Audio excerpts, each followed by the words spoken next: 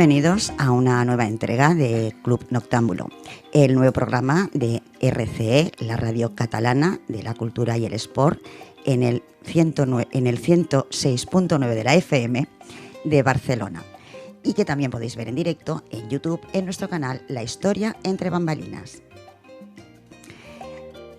Pero antes de dar paso a los contenidos y de saludar a mis compañeras, me gustaría pediros disculpas porque la semana pasada hubo un pequeño fallo técnico y los primeros minutos no se pudieron ver en YouTube. Pero bueno, esta semana, como estáis comprobando, está saliendo todo a la perfección. Y ahora ya sí voy a saludar a mis compañeras. Buenas noches, Ana Boria. Buenas noches. Buenas noches, Aroa Rodríguez. Buenas noches. ¿Preparadas para otro Club Noctámbulo? Por supuesto. Sí. Y también, claro, saludamos a nuestro técnico Eduardo López. Y antes de dar paso a nuestro primer colaborador, nuestro compañero Chema Gil, os recordáis que la semana pasada estuvimos hablando de las, digamos, cualidades extrasensoriales de las mascotas y pedimos que nos subieran algunas fotos de las mascotas de la gente que nos oía. Y hemos recibido varias y hemos seleccionado 3. Sí, exactamente. A ver si Eduardo nos las pone en pantalla. Más que nada, pues para agradecer. Aquí tenemos... Pues mirad, tenemos en pantalla a una perrita fantástica llamada Cora, y la foto nos la ha mandado María Manuela. Gracias, María Manuela. Bueno, ahora en pantallita veréis a un lindo gatito que es súper udónico, como ella la llama, y nos la envía Esther ECM. Y además es un seguidor de La Historia entre Bambalinas. Totalmente. ¿Os habéis fijado, Fantástico. Sí. Así me gusta. Hasta las mascotas siguen el canal. Peludo ya tiene unas fans, ¿eh? Ya animo a los que nos están viendo por YouTube que se suscriban al canal, que es gratis, y oye, y así hacemos crecer la familia. Con la de poquitas cosas que hay gratis hoy en día, hay que aprovechar. Exactamente. Y por último tenemos de nuestras fotos seleccionadas de esta semana, es Ross, un fantástico Shih Tzu muy simpático, y nos manda la foto Carmen Gascón. Es una monada, es muy peludito también. Muy peludito, y muy bonito. Sí. Es como un peluche. Teníamos que haber traído fotos de nuestras mascotas. Lo que pasa es que quedaba como mal, ¿no? Haríamos un programa entero de mascotas, entre las que hemos recibido más las nuestras, ya tendríamos una sección entera. Bueno, pues gracias a Esther, a María Manuela y a Carmen por enviarnos las fotos de sus mascotas. Y ahora sí, ya vamos con nuestro primer colaborador y compañero, Chema Gil.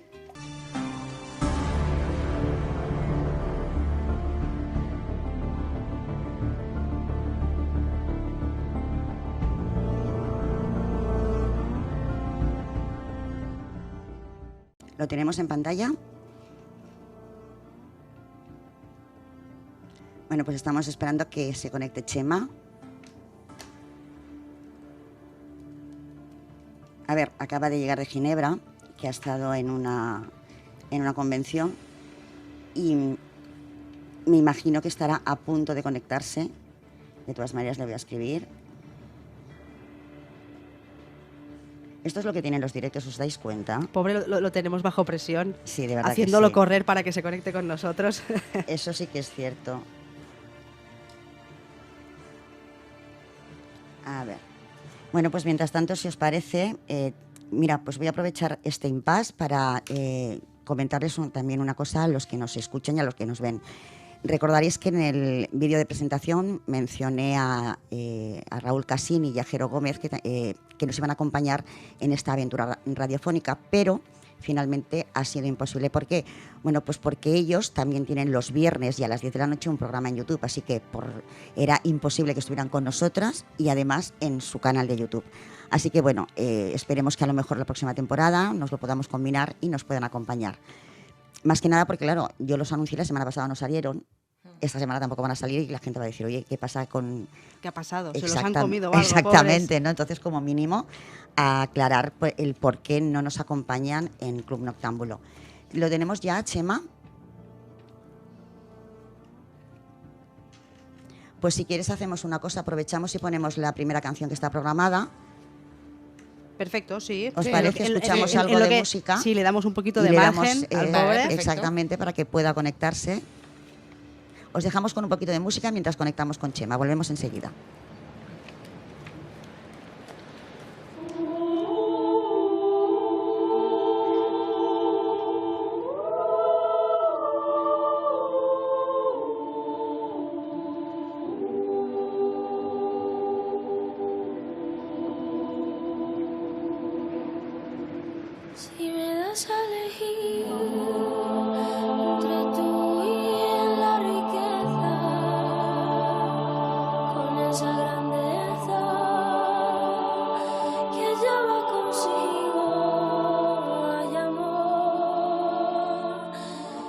quedo contigo. Si me das a elegir entre tú y la gloria, la que hable la historia de mí por los siglos. Ay, amor, me quedo contigo. Me enamoré y te quiero, solo deseo estar a tu lado, soñar con tus ojos, besarte en los labios, sentirme en tu brazo, que soy muy feliz. Si me das a elegir entre tú y ese cielo, donde libre es el vuelo para ir a otro nido. Ay, amor, me quedo contigo. Si me das a elegir entre tú y mis ideas,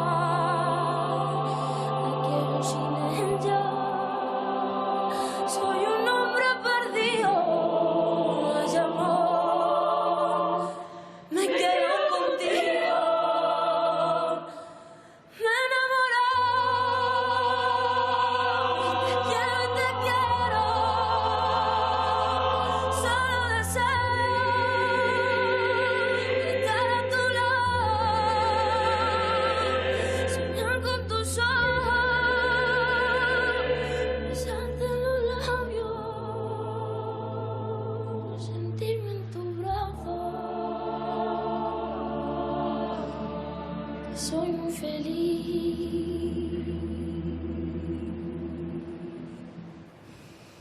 Sentirme en tu brazo,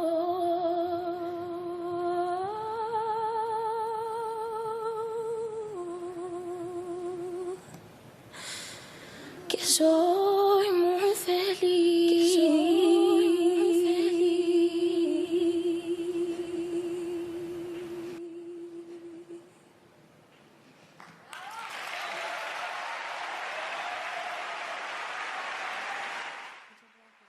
Bueno, pues acabo de hablar con Chema, se conectará con nosotros, pero más tarde, porque como os he dicho, acaba de llegar de Ginebra y lo hemos pillado un poco entre llegando a casa.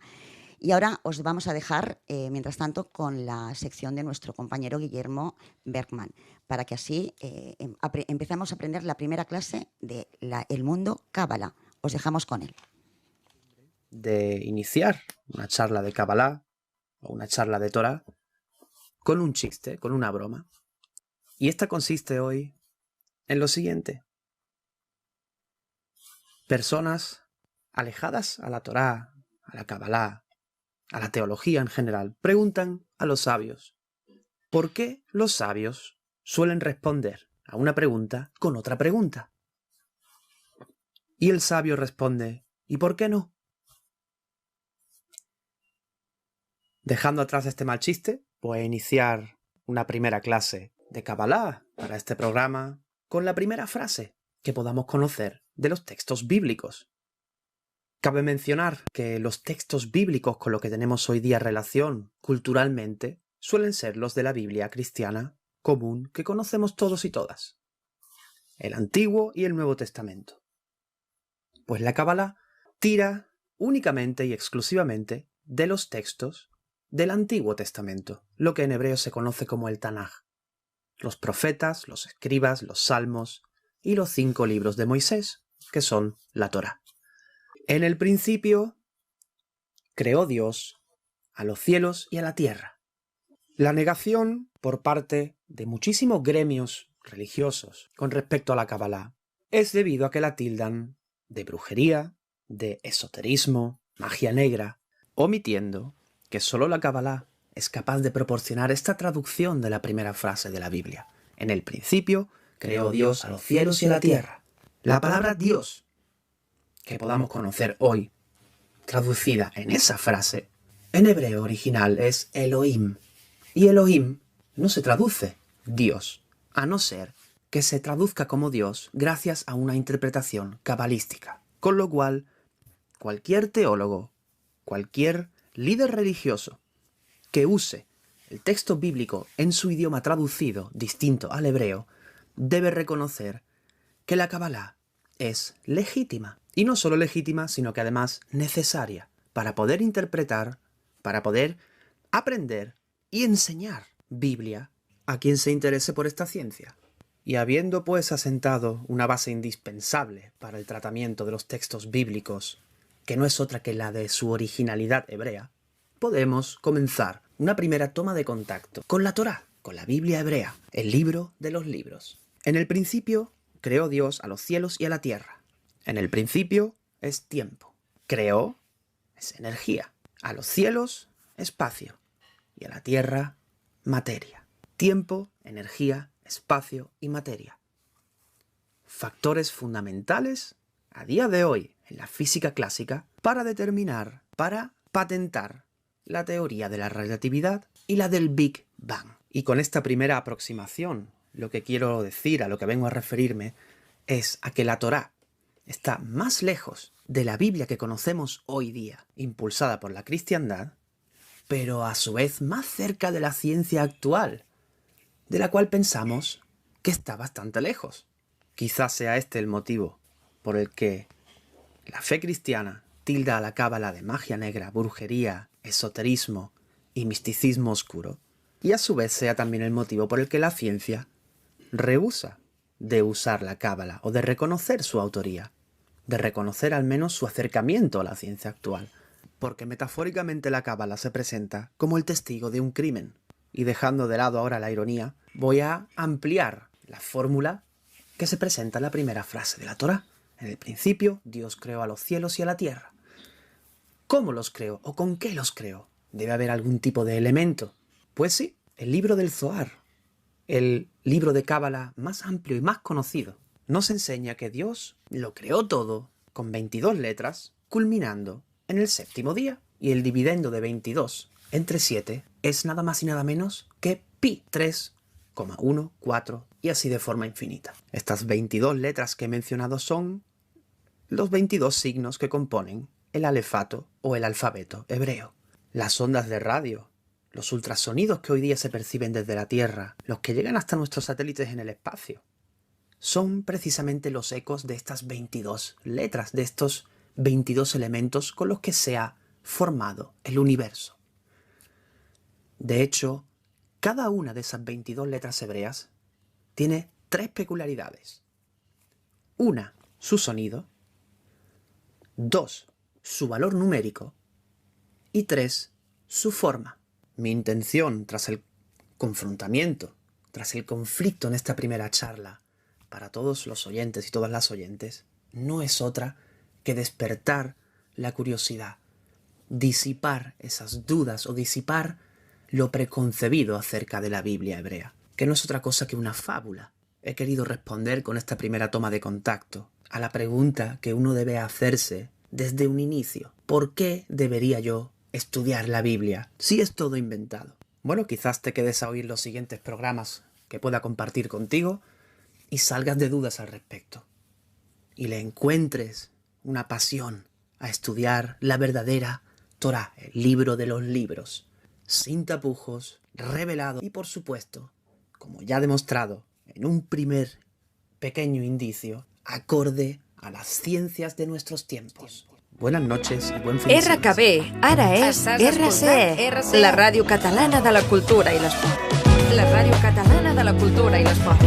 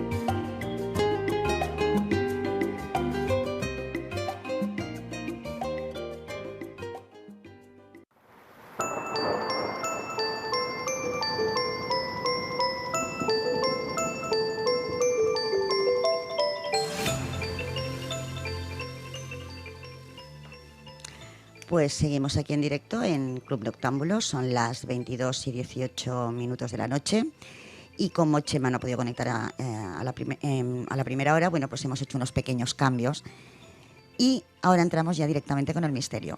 Pues sí, y empezamos con nuestra primera invitada de hoy, a la que entrevistaremos mi compañera Aroa y yo. ¿Vale? Ella es Mercedes Rubio, tarotista del Tarot de Lucía, y hoy estaremos con ella hablando sobre sus inicios, cómo empezó ella en el mundo del tarot y sobre cómo nos puede ayudar a aliviar pues nuestras inquietudes, ¿no? Que tampoco viene mal. No. Y más en los tiempos que vivimos ahora. Desde luego, desde luego. La tenemos con nosotros. Buenas noches, Mercedes. Hola, encantada. Buenas noches. ¿Qué tal, Mercedes? ¿Cómo estás? Un placer tenerte con nosotros hoy, ¿eh? Igualmente encantada yo también de estar con vosotros. Pues empezaremos con alguna preguntita, ¿vale? Para poderte conocer un poquito. Buenas noches, Mercedes, soy Aroa. Hola, Aroa, encantada. Igualmente. Encantada. Mira, Bien. la primera preguntita que te vamos a hacer es, ¿cuántos años hace que te dedicas al tarot? Bueno, pues muchos años, realmente desde 20 años más o menos, porque me viene de familia por parte de mi abuela, que era vidente tarotista.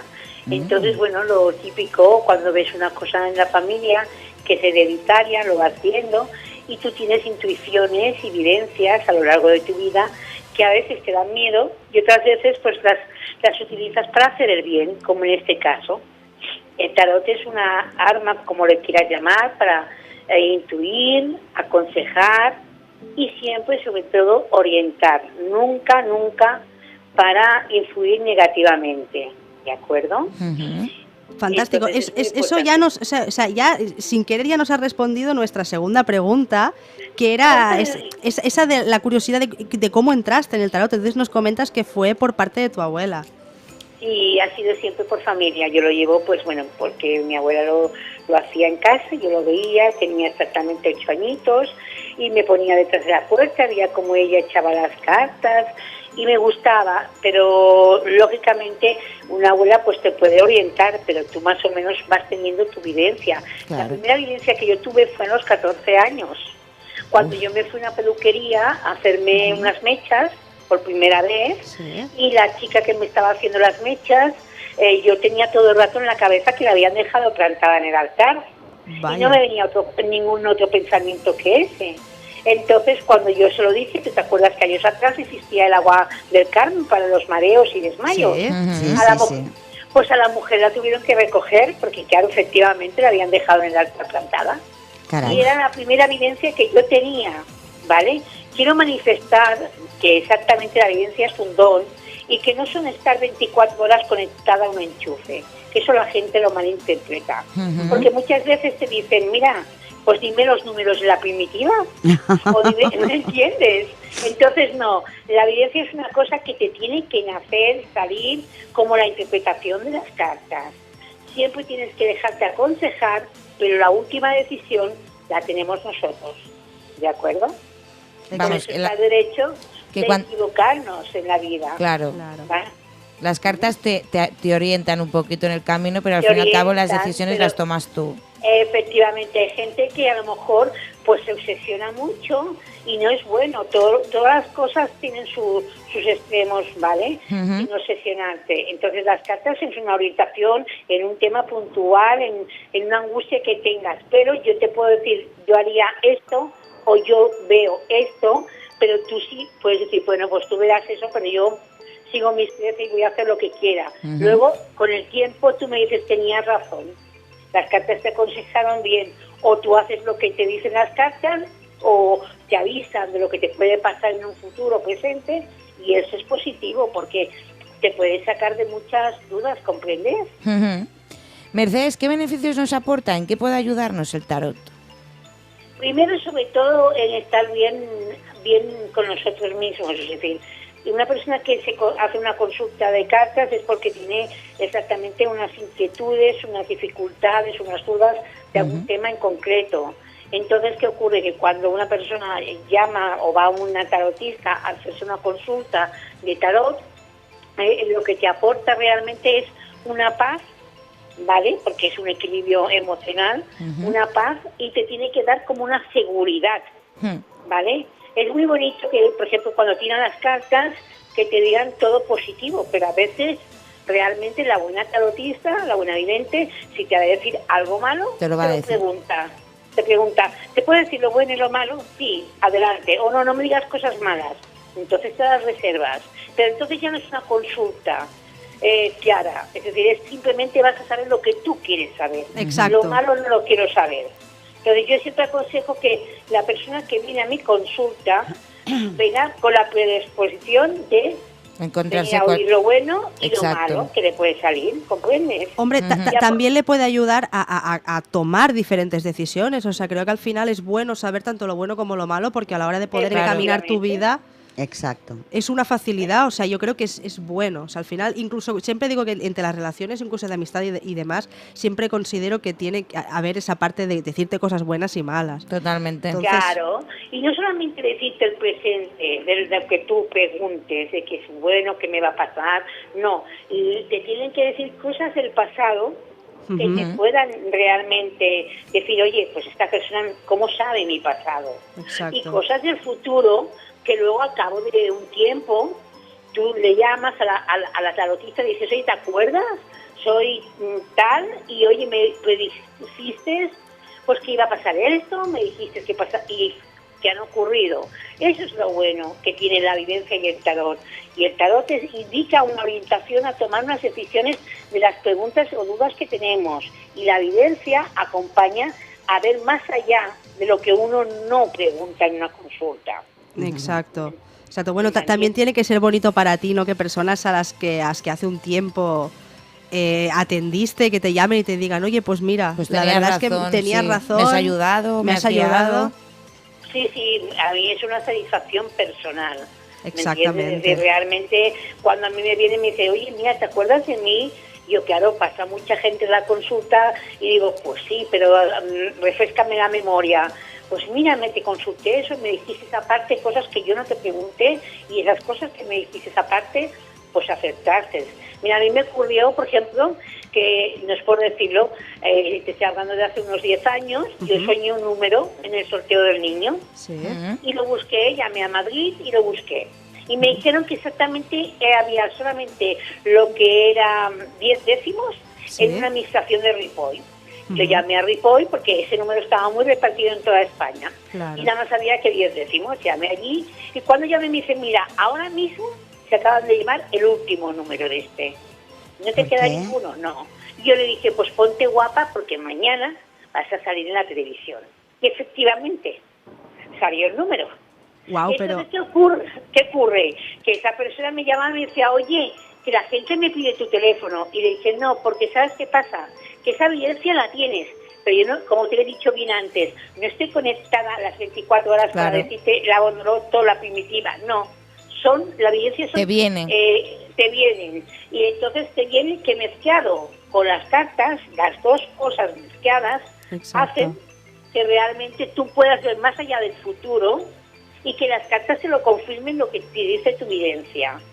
Claro, es que al final este don para cuando te pasan estas cosas, para personas que sean escépticas, o sea, me imagino realmente también la impresión que les tiene que dar.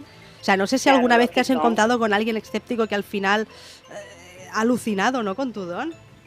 Sí, me ha pasado, muchas ocasiones me ha pasado. Es decir, decirles cosas que no... Pero por eso siempre empiezo con cosas del pasado para que confíen. Que confíen, ¿me entiendes? No cosas muy bonitas, de adornar muy bonitas, del presente, futuro, pues tendrás un novio, esto. No. Cosas de su pasado, porque entonces él dice, bueno, esta como que sabe de mi vida. Claro, si no me conoce, claro. Si no me conoce. Y la buena vidente, la buena tarotista ha de empezar por saber cosas del pasado de esa persona, si el consultante quiere. Porque hay personas que se cierran en uno mismo y entonces no te dejan entrar. No puedes, claro. Pero entonces realmente no puedes hacer una buena leída de cartas. No la puedes hacer porque hay personas que vienen a la consulta tan escépticas, tan cerradas en sí, que aunque tú les digas, no se creen nada. Y aunque les digas cosas del pasado, te las niegan. Entonces es como que dices, bueno, no me dejas entrar, a qué has venido. Exactamente, claro. ¿Entiendes? Entonces tienes que poner también un poco de tu... Tampoco no se trata ni el extremo de obsesionarte, de estar echando las cartas cada mes, porque no es bueno. Claro. ¿Vale? Pero sí llevan un seguimiento como que hace un tratamiento. Es decir, Exacto. yo te he hecho aquí las cartas y a lo mejor pues aquí 6 meses, un año, que tengas otra duda o lo que sea, me vuelves a consultar. No es cuestión de hacerlo por mes ni por semana como personas que se obsesionan, ni tampoco ir a una consulta a cerrarte en banda y a negarlo todo cuando te están aceptando. Claro. ¿Comprendes? Los dos extremos me he encontrado, pero sí que es muy satisfactorio en el momento de que ves gente que te dice, ve, aquello pues sí, fue así, o tú qué harías, y decir yo esto, y al cabo de un par de semanas, un mes, oye, pues aquello fue así tal cual y así lo resolví. Y pues te alegras, porque dices, bueno, he ayudado. Exactamente. He podido claro, ayudar es bonito. y asesorar. Y eso te hace sentir en paz y te hace sentir cada día más contenta de tu profesión, ¿me entiendes? Bueno, para mí es como una profesión. No, Claro, exactamente. sí. Y más Es lo en que los me ha tiempos dado. que estamos ahora mismo, que la verdad es que yo creo que cada vez vivimos con más ansiedades. Y con más negatividad y con más exactamente, preocupaciones. yo creo que poder encontrar a alguien que pueda ayudarte a buscar un poquito el camino, creo Hay que gente es que a muy veces bueno. está muy perdida. Claro. Y piensa que hay gente que encuentran una luz, están totalmente metidos en un pozo y necesitan que una voz les diga, oye, no, esto lo estás haciendo mal. Yo Claro. te aconsejo que hicieras esto o tomaras esta decisión, porque están metidos en un bucle o en un pozo en el cual no salen, ni quieren salir. Que hay veces que necesitan la voz de una persona sin que realmente les pueda influir demasiado, ¿eh? Exacto, Ojo, o sea que porque al final ellos cogen el camino, pero bueno, esa primera parte, y que muchas veces nos pasa, porque al final yo creo que todos necesitamos al final una voz que nos diga, mira, yo considero, o sea, creo que todos somos humanos y bueno, al menos yo hablo por mí, pero me imagino que todo el mundo Seguro. necesita tener a alguien, pues una mano que le diga, mira, pues puedes hacer esto, puedes hacer lo otro. O tirar Creo por aquí, que- tirar creo por que es allí. bonito. igual que todo el mundo necesita un amigo. Exactamente. Dice que los amigos, Sí. los amigos se cuentan con los dedos de una mano. Totalmente. Una consejera espiritual también la puedes encontrar una vez en el camino de tu vida, ¿vale? Y tenerla un tiempo que te acompañe y otro tiempo que no la necesites. ¿De acuerdo? Y yo, Mercedes, quería hacerte una pregunta, porque es verdad que es algo que, mira, no sé por qué hablando contigo y demás me ha venido a la cabeza y creo que puede ser curioso. Tú como profesional que eres, ¿crees que en el mundo del tarot hay intrusismo, Mercedes? Bueno, hay un poquito mezclado de todo. Sí, ¿no? Claro. Sí, por desgracia sí. Sí. Es Realmente sí. Yo creo, hombre, yo creo que realmente, a ver, en todas partes, la verdad es que en todas Sí. partes hay personas, ¿no? que hacen cosas que quizá no deberían, pero es verdad que quizá puede empañar un poco el nombre de profesionales como tú, por ejemplo, Mercedes. Y a mí No, la verdad es hay que gente- me gusta poderte darte voz aquí porque considero que es un mundo bonito y que la gente podría conocer un poquito más. Ujú. Pero ¿sabes qué ocurre? Que los intuisos estos que se hacen pasar por tarotistas, videntes y engañan, Sí. hay una ley que es universal, que es el karma siempre se Exactamente. Hmm. cobra. Si tú Exactamente. engañas exactamente y dejas lo que son cadáveres en el camino, Sí. ¿vale? Y a ti te pasan la factura porque has engañado a gente y has dicho unas mentiras a lo largo de un tiempo que te has hecho pasar por una persona que tenías unos conocimientos y realmente has utilizado para tú enriquecerte, ¿comprendes? Exacto. Y eso, por desgracia, en todas las profesiones ocurre y en esta es Exactamente. una de las cosas que hay demasiadas. Yo creo que al final también es otra forma de pago y lo veo Sí, muy por bonito, la supuesto. verdad. Mira, yo he visto gente que en una consulta pues se han enriquecido cobrando 50, 60, Ujú. cada uno pone un precio a su consulta. Exacto, sí. Yo realmente no tengo por qué poner un precio, ni tampoco pongo la voluntad, porque cuando voy a un supermercado la voluntad me pasan por caja y no me la hacen. No, pero tampoco totalmente. tengo O sea, que- al final hay que valorar el trabajo de una persona. Claro. Exactamente, pero tengo que poner un precio que sé que hoy en día el tiempo que estoy dedicando es un tiempo que no esté cobrando excesivamente, pero sí que realmente estoy ayudando. Pero hay gente que a lo mejor en eso se abusa y no tiene conocimientos y engañan. Por eso digo que esas personas lo pagan tarde o temprano, ¿me entiendes? Sí. Es decir, es el karma, como yo digo, la karma, como yo digo, que te viene a picar a la puerta y te dice, oye, te toca... Sí, te estás equivocando, te toca pagar. Exactamente. ¿Me entiendes? Por desgracia todo nos pasa tarde o temprano. Sí. Pero lo importante es sentirse uno bien, que tú lo que estás viendo, lo estás viendo, y a veces me dicen a mí, pero ¿estás segura? Tarde o temprano me llamarás y me lo dirás. Exactamente. Y al cabo del tiempo decirme, pues tenías razón. Sí, y es verdad. Sí. Increíble, la verdad es que sí. Y a mí pues eso me hace pues muy feliz, porque primero que lo viví, como bien te he dicho antes, con mi abuela, lo viví con mi madre también, y lo he vivido yo misma. Entonces son varias etapas a nivel de familia en las cuales yo he vivido pues unos aciertos y he visto que la gente ha sido muy correcta a la hora de ver las cosas, y cuando no las has visto, pues han dicho, mira, pues eso no te lo puedo decir, pues, o no lo visualizo. La verdad es que es muy bonito, un don pasado generación tras generación. Sí, es ¿Y verdad. qué pasó de tu abuela a ti o a su madre también? o a tu madre también? No pasó de mi abuela a mi madre. Y éramos 3 hermanos y los otros 2 hermanos no. Me pasó a mí, que soy la mediana. Ah, muy bien. Y bueno, yo de momento, pues ya te digo, lo llevo y lo hago pues encantada y con mucho amor. Y eso es lo importante. Tratando a la gente con sus problemas, intentando ponerme en su piel y entenderlos y aconsejarlos lo que yo visualizo por mi vivencia y lo que veo en las cartas. Llegarles a aconsejar lo mejor que sé. Y bueno, lógicamente no digo que sea perfecta, pero no me suelo equivocar muchas veces. Bueno, eso está muy bien. Pues para acabar la entrevista, Mercedes, preguntarte dónde podemos encontrarte. Bueno, pues mira, los oyentes que quieren hacer alguna consulta pueden llamarme al 688, ¿vale? 688-85 7944. Te lo repito. Exacto, sí. 688-85 7944. Aquí es para hacer consultas con visa y exactamente, o consultas pedir hora en directo, es decir, conmigo presencialmente. Vale, perfecto. Fantástico. ¿Vale? Fantástico. Pues Mercedes, hasta aquí la entrevista de hoy. Estamos en contacto. Desde luego, la verdad es que nos ha encantado tenerte.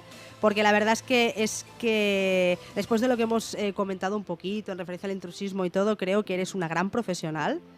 De verdad. Gracias. Encantada de estar con vuestros oyentes, con la audiencia, y bueno, y aquí estaremos todos los viernes para poder ayudar a la gente que necesite. Por supuesto que sí. A partir de esta semana ya estaremos, pues como yo lo digo con actitud, estaremos a tope, y positivas, exactamente, que eso es muy importante, y para transmitirle a las personas, a nuestros oyentes y a la gente que está en directo en YouTube, pues esas buenas vibras, esa oportunidad un poquito de poder seguir adelante, de que hay camino, de a pesar de las situaciones que estamos viviendo, siempre podemos encontrar personas que nos puedan ayudar, como en este caso tú, Mercedes.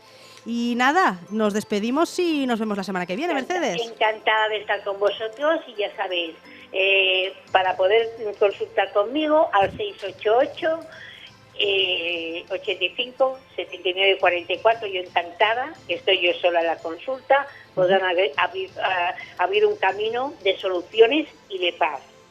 ¿Vale? Muchísimas gracias, Muchísimas gracias, Mercedes. A ti, encantada. Buenas noches. Encantada, buenas noches, Mercedes.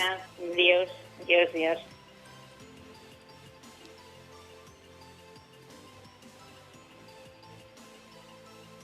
pues seguimos aquí en directo. No se me oye, creo. ¿Ya está? Ahora sí que se me oye. Seguimos aquí en directo en Club Noctámbulo y seguimos con misterio. Ahora nos vamos al mundo de los ovnis. Sí, y con esta, como bien has dicho, María, en esta segunda parte de la corresponsal del misterio, vamos a hablar de ovnis. Y lo vamos a hacer con Nando Domínguez, investigador, experto en ufología, aficionado al misterio. Bueno, pues lo tenemos ya estamos esperando a que entre. Hoy cabina, no nuestro técnico, sino los mandos. Oye, se han rebelado contra nosotros, no puede ser esto, ¿eh? Vamos a tener que hacer ¿Sabéis la película La rebelión en la granja de animales? Pues aquí vamos a hacer la rebelión de las máquinas. Tenemos tantísimas películas que hablan sobre rebelión tecnológica que, bueno, una más. Por eso es que cuando no es una cosa es otra, no puede ser. Se nos pasa el tiempo, no tenemos a los invitados, la gente está ahí a la espera de que entren nuestros invitados y sobre todo con un tema tan apasionante como la ufología. La verdad es que sí, pasamos del tarot al fenómeno ovni y yo creo que hoy estamos muy, muy, muy, muy completitos. Sí, oye, mientras conecta con nuestro siguiente invitado, ¿alguna de vosotros ha tenido alguna experiencia con ovnis? No. La verdad es que yo nunca he visto ningún ovni no. Yo recuerdo, yo no lo vi, pero recuerdo que yo era muy pequeñita, yo vivía en Palau y bueno, mis padres trabajaban en Barcelona, entonces recuerdo una vez con mi hermana estaba, mi madre llevaba el coche, iba mi hermana en el coche también, iba yo que era muy chiquitita y yo iba tumbada en el asiento de atrás. Y recuerdo perfectamente, yo debía tener 4 o 5 años, recuerdo perfectamente que sí yo vi como una especie de luz, pero recuerdo que mi madre empezó, o sea, conversación de mi madre y de mi hermana.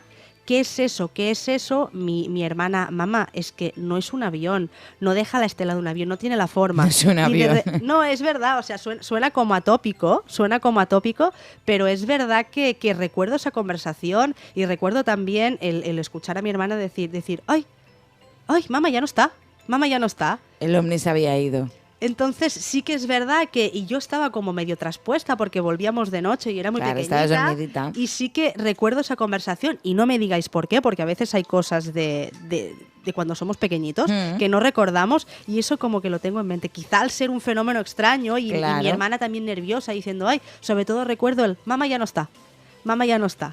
Y a veces después, pues viendo reportajes y todo, porque es verdad que es un tema que a mí me encanta, viendo reportajes y demás, y ves también pues que en muchos vídeos, muchos documentales que dan, que también desaparecen de repente, que al final es verdad que un avión no desaparece de repente, pero al ver que desaparece de repente, pues me acuerdo perfectamente del momento con mi hermana y mi madre en el coche, y lo tengo como súper grabado eso. A ver, yo sí que recuerdo, yo siempre he dicho que aquello era un ovni.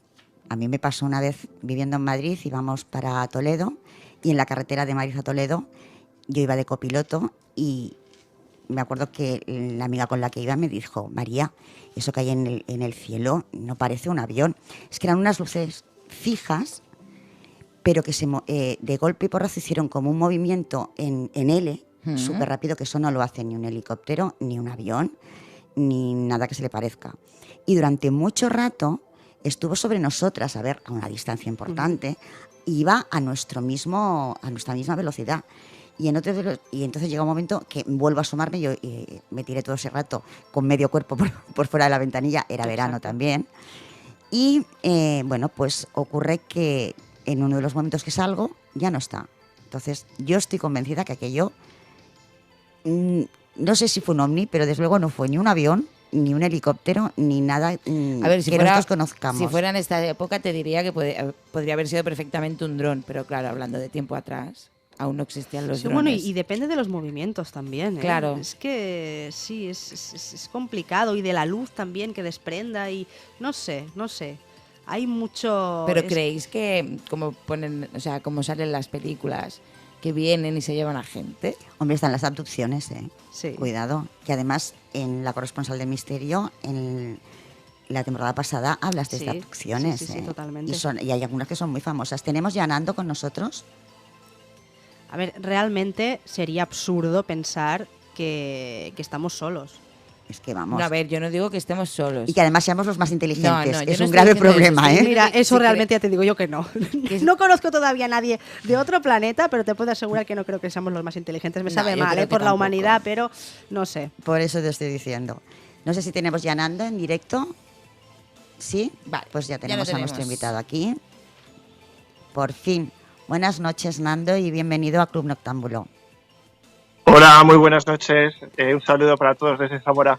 Antes de pasarte con mis compañeras, que son las con las que vas a hablar sobre ovnis, decirles a los amigos que nos están viendo por YouTube y a los que nos oyen a través del 106.9 de la FM aquí en Barcelona, que estamos haciendo una conexión directa con el mercado medieval de Zamora. O sea, todo un lujo, ¿eh? Sí, lo que pasa es que me he apartado un poco por el tema del jaleo ruidico. y todo, porque sería imposible poder escucharos, pero Exacto. por aquí andamos, por el mercado medieval y pasando por zonas donde Zamora ha tenido algún encuentro con estos platillos. Uy, Pues, qué ¿qué pasó con guay. mis Qué compañeras? curioso. Pues mira, Nando, ¿qué tal? Buenas noches, soy Ana. Un placer tenerte. La Hola. verdad es que soy muy amante de este tema, entonces para mí tenerte aquí es fantástico, la verdad. Gracias por entrar con nosotros. Pues mira, Nada, es un placer. yo quería preguntarte, Nando, de dónde y cómo nació la ufología como tal. O sea, ¿cómo se empezó a estudiar? Pues fue a partir del avistamiento de Kerner Arnold, donde ya empezaron a hablar de platillos volantes y digamos que todo fue gracias también a la prensa, Ujú. que empezaron a hablar pues sobre esta denominación que eran platillos volantes y a partir de ahí empezó el boom de ver estos objetos en el cielo.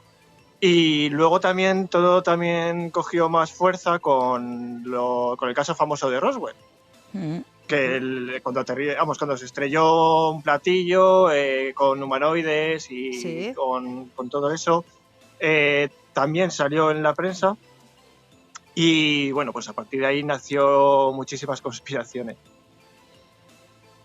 Qué guay, fantástico. La verdad es que es bien curioso. Buenas noches, Nando, soy Aroa. Hola, Aroa. Encantada de tenerte aquí. Mira, tenemos en la pantalla un platillo volante clásico, ¿eh? Sí. Clásico, de toda la vida. Nando, ¿es cierto que hay más avistamientos en épocas de guerra? ¿Qué relación puede tener eso? Bueno, hoy en día hay mucha tecnología. Sería muy difícil afirmar que eso no es de este planeta, sobre todo hoy en día con el tema de los drones y tecnología que hoy no conocemos y que utilizan en guerras, que son tecnología secreta militar. Pero sí es cierto que, por ejemplo, cuando hay alguna amenaza nuclear o hay alguna central nuclear que está a punto de, pues digamos, de explosionar, se ven ciertos objetos en el cielo y la radioactividad suele bajar bastante cuando se ven este tipo de objetos. Qué curioso, porque es verdad que he oído, no sé si es cierto, pero escuché ayer que están habiendo bastantes avistamientos en Kiev. Así en Ucrania, es verdad, sí, lo dijeron anoche, sí, en un programa de televisión, sí. Sí, algo he leído, pero tampoco he prestado mucha atención últimamente. He estado un poco desconectado del tema. Pero claro, avistamientos, ¿hasta qué punto puede ser eso terrestre, militar o no? Eso es muy difícil de saber. Porque la gente puede ver algo en el cielo y puede ser algún artefacto, sobre todo estando en guerra, pues puede ser algún artefacto, sobre todo militar secreto, que utilicen solo para la guerra. Nando, ¿España es un país de avistamientos? Yo creo que todo el mundo, vamos, todo el planeta son zonas de avistamientos ovni. Es cierto que en algunas zonas ocurren más avistamientos, como es en Argentina, en Capilla del Monte, Montserrat, en Barcelona, que ahí lo tenéis, y es una zona muy alta de avistamientos ovni. Yo lo había oído, sí. Habrá que ir. Yo creo que en cualquier lugar, sales a las afueras de la ciudad, sales de tanta iluminación como podéis ver, tanta luz, y yo que vivo en un pueblo, puedes disfrutar más de las estrellas y puedes ver muchos, muchos avistamientos no, pero puedes ver cosas en el cielo que, bueno, hoy en día con tanta chatarra espacial que tenemos, también es un poco complicado, ¿no? Claro. Pero vamos, saliendo de las ciudades y mirar al cielo, pues tienes más posibilidades de encontrar algo, claro.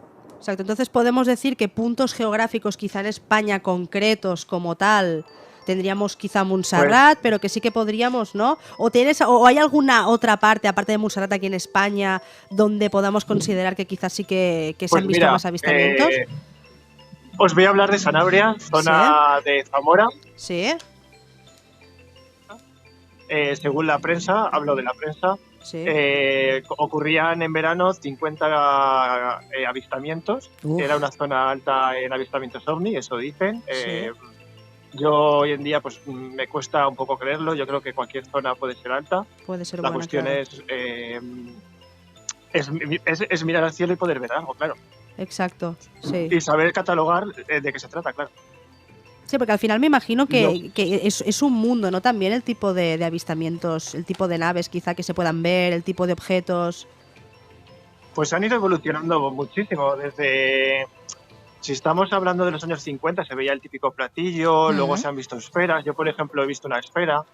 Sí. Se han visto ovnis cilíndricos también. Sí. Se ha visto... hoy en día quizá lo que más se ven son luces que hacen movimientos extraños, que son luminarias, pero no vemos exactamente lo que es el objeto de chapa, como quien dice. Sí.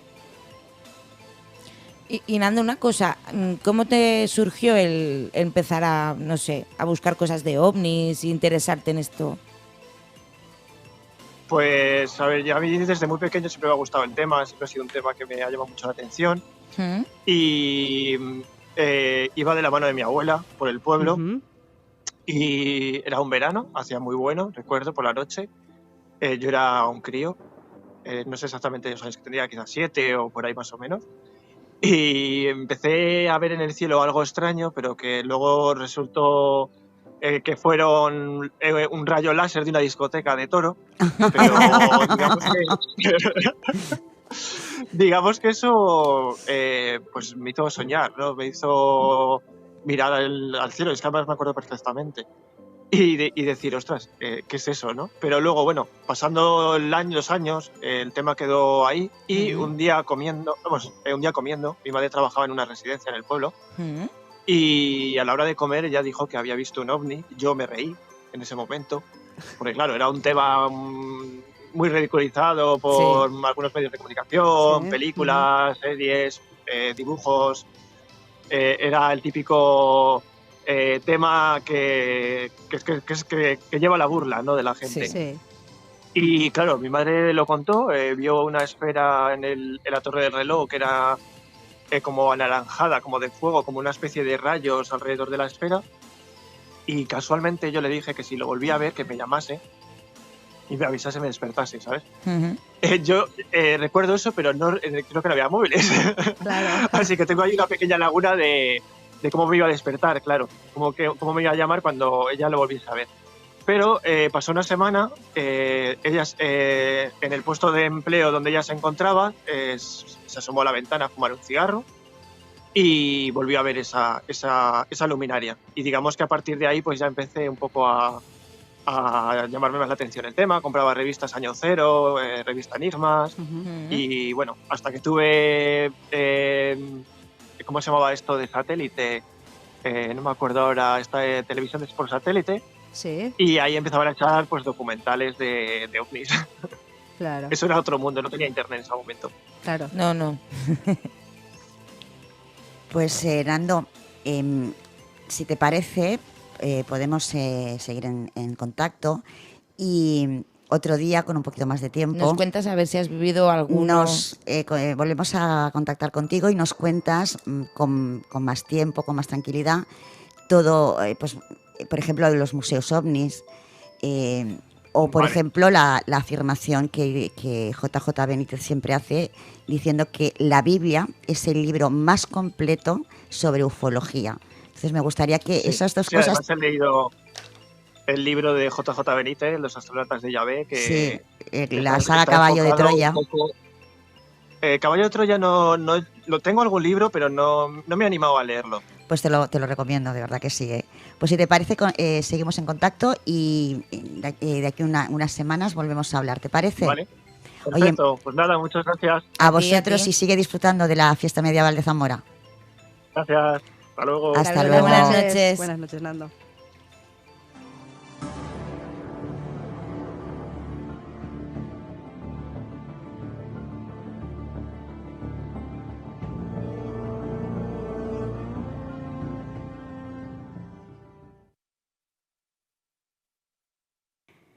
Bueno, pues ahora sí, ya hemos podido conectar con nuestro compañero y colaborador, Chema Gil, que, como os he dicho, hoy viernes acaba de llegar de Ginebra, donde ha estado participando en el Observatorio por la Paz, Democracia y Derechos Humanos.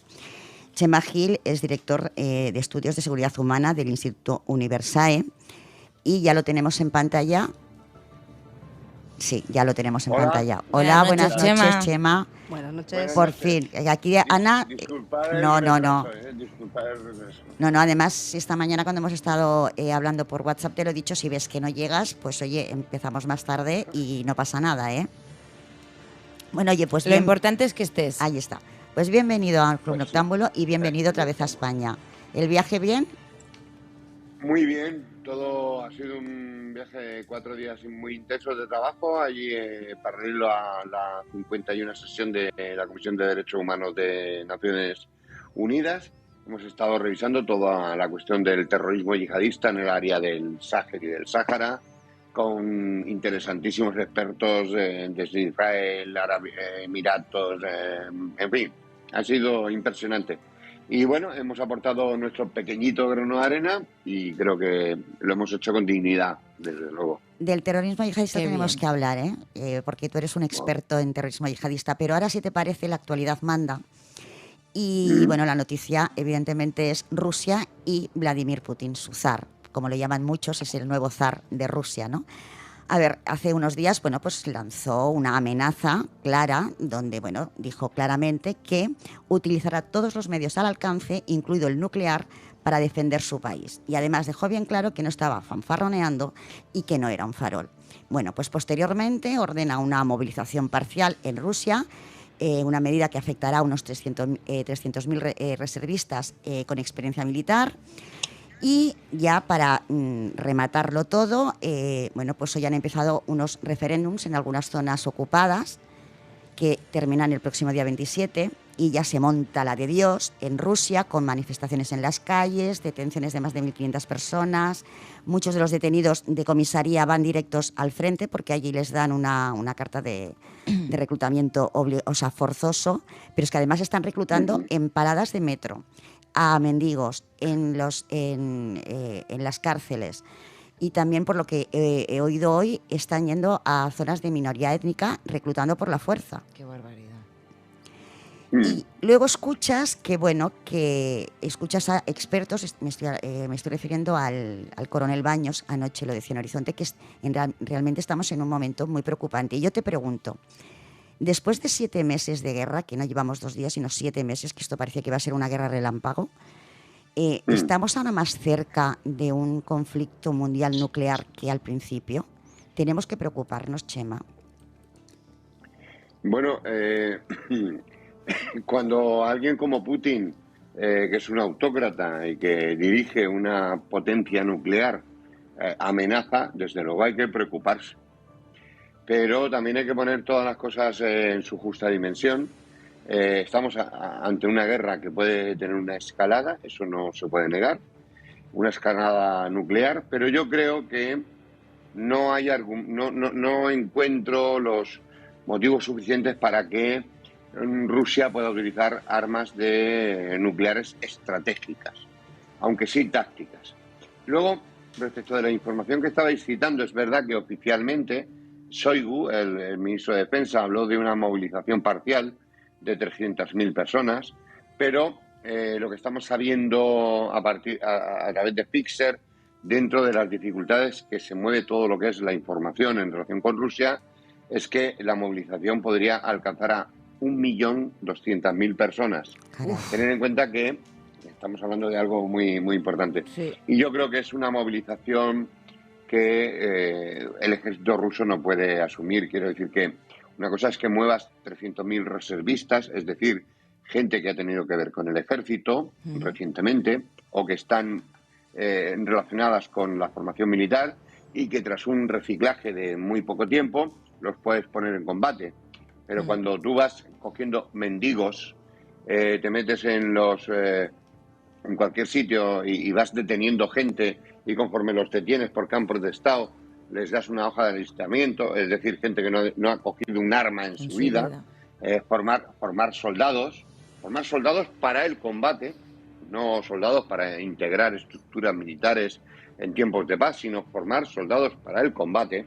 Lleva mucho tiempo, lleva un tiempo necesario. Quiere decir que alguien no coge una AK-47 y es capaz de disparar en movimiento, mucho menos formar jefes de batallón o de unidades más pequeñas. Quiero decir que eso lleva un tiempo y ni Rusia ni ningún ejército moderno tiene la capacidad, y Rusia mucho menos, porque lo ha demostrado en la guerra de Ucrania, no tiene las capacidades logísticas para dar de comer a 1.200.000 soldados más del millón que tienen. hay que vestirlos, hay que uniformarlos, hay que formarlos, hay que encuadrarlos, hay que dirigirlos, hay que formarlos, y además los coges de la calle, borrachos de vodka, como hemos visto muchos vídeos y demás, y esto quiere decir que va a haber gente que llegará al frente, y un soldado tiene que estar comprometido con la misión, tiene que haber unidad de mando, ahí hay chechenos, hay Wagner, hay gente de cualquier sitio. Entonces la unidad de mando, que exige que va a ser lo que imponga una unidad de acción bélica y demás, todo eso va a fracasar. Igual que ha fracasado la logística a lo largo de estos 7 meses de guerra. Por lo tanto, la declaración esa de no juego de farol, tengo armas nucleares, pues sí, pero también Estados Unidos es la mayor potencia militar del mundo y está siendo bastante más discreta, aunque esté haciendo todas las ayudas de inteligencia, armamento, etcétera.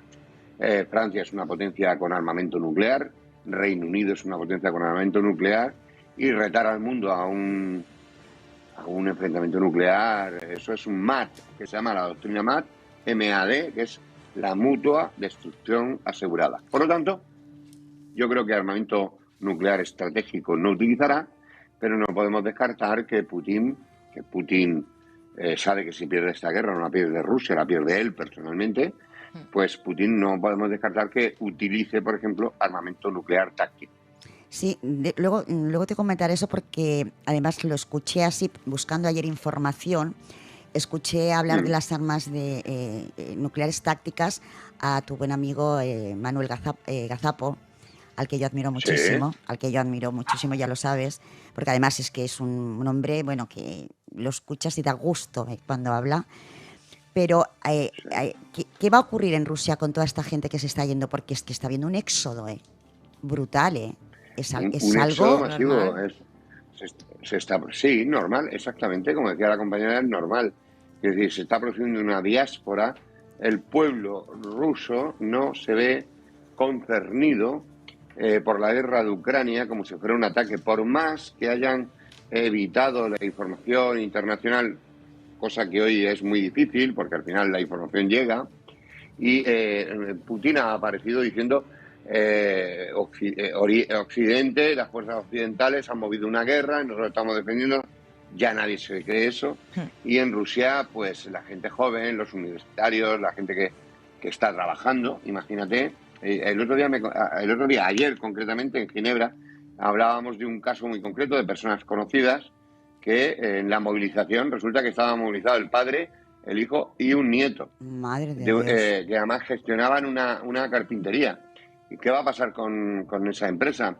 Quiero decir que todo esto que está pasando en Rusia, yo creo que convulsiona al interior de Rusia de forma suficiente, o por lo menos de forma notable, hasta el extremo de que yo creo que puede complicar muy mucho el desarrollo de lo que pretende hacer Rusia. Meter 1.200.000 o 1.500.000, me da igual, esos cientos de miles de personas a combatir en Ucrania no garantiza en modo alguno que se consiga una fuerza combativa y, estimulada como para ganar el frente bélico. Y yo creo que se está aplicando una doctrina vieja, y es utilizar al pueblo como carne de cañón, como carne de trituradora, como lo utilizó Stalin en el pasado. Exacto. Y explícanos lo de las armas nucleares tácticas, porque, claro, yo escuché, y además lo tengo aquí anotado, que el diputado del Parlamento ruso, Andrei Gurolyov, es que mi ruso, déjatelo, deja mucho que no, tu ruso y el nuestro, todo. O sea, es que hay apellidos que son complicados. Bueno, pues este señor en televisión declaró, y a mí se me pusieron los vellos de punta, convertir las islas británicas con armas nucleares en un desierto marciano. Entonces, claro, escuchas a este señor, escuchas al otro que no es un farol, y escuchas lo de las armas nucleares tácticas. ¿Qué son? Cuéntanos, es decir, ¿cómo pueden hacer daño? Porque, claro, no serán como lo de Hiroshima o Nagasaki, pero ¿qué efecto pueden tener? ¿Cómo actúan estas armas nucleares? Bueno, vamos a ver. Cuando ese diputado de nombre tan difícil de pronunciar, y yo no me atrevo a repetirlo, cuando habla de dejar como un desierto marciano el Reino Unido, está hablando de la utilización de armas nucleares de los que se denominan estratégicas, ¿vale? Es decir, las que pueden generar un cambio mundial. Yo creo que eso no es probable. Desde luego estamos en una guerra que puede escalar mucho y en fin, hay que tomar nota de que estamos ante esa amenaza, pero no lo veo probable. No es la probabilidad más plausible, por así decirlo. Claro, ¿por qué? ¿Por qué no? Porque si tú utilizas un arma nuclear y aprietas tu botón rojo, tienes asegurado que la otra potencia o sus aliados van a apretar sus botones rojos. Y si Reino Unido quedara hecho un desierto marciano, Rusia quedaría hecha lo mismo o peor, ¿de acuerdo? Claro. No veo plausible esa posibilidad, pero no podemos dejar de ver que la escalada puede ser eso. Ahora bien, la utilización de armas tácticas, ¿qué son? Son armas nucleares o armas de una potencia cuasi nuclear, que van a usarse en distancias que podemos definir como relativamente cortas. Voy a hacer una explicación no técnica. Yo no soy un técnico en armamento nuclear, pero sí un poco podemos explicar esto. Y esta es la principal característica que la diferencia de la estratégica, que puede generar un caos absoluto, total, a nivel mundial. Y sin embargo estas van a tener una, digamos, expansión, una dimensión de ataque, o sea, un efecto bastante más dimensionado. Más o menos se estima, algunos datos de algunos institutos de estudio, que en Rusia puede contar con unas 2.000 armas nucleares tácticas. Hay que tener en cuenta que estas armas nucleares tácticas se pueden colocar, por así decirlo, en diferentes tipos pues de misiles, de elementos que se lanzan, ¿no? Y que normalmente pues van a utilizar bombas convencionales, pero sin embargo van a llevar armamento con capacidad nuclear. Incluso sabemos, o por lo menos existe información de inteligencia, que nos indica que podrían tener en Rusia barcos y aviones ya con la posibilidad de lanzar este tipo de armamento. Y se cree que además estas ojivas, digamos, tácticas de una dimensión más concernida al territorio que se va a atacar, pues pueden estar incluso desplegadas en zonas estratégicas listas para dispararse. La preocupación, por lo tanto, del mundo es si Rusia está dispuesta a utilizar estas armas tácticas, estas nucleares más pequeñas, ¿no?, en lugar de misiles estratégicos que pudieran crear el escenario que ha dicho este diputado. Entonces, van a variar las armas nucleares tácticas, van a variar de tamaño, en potencia.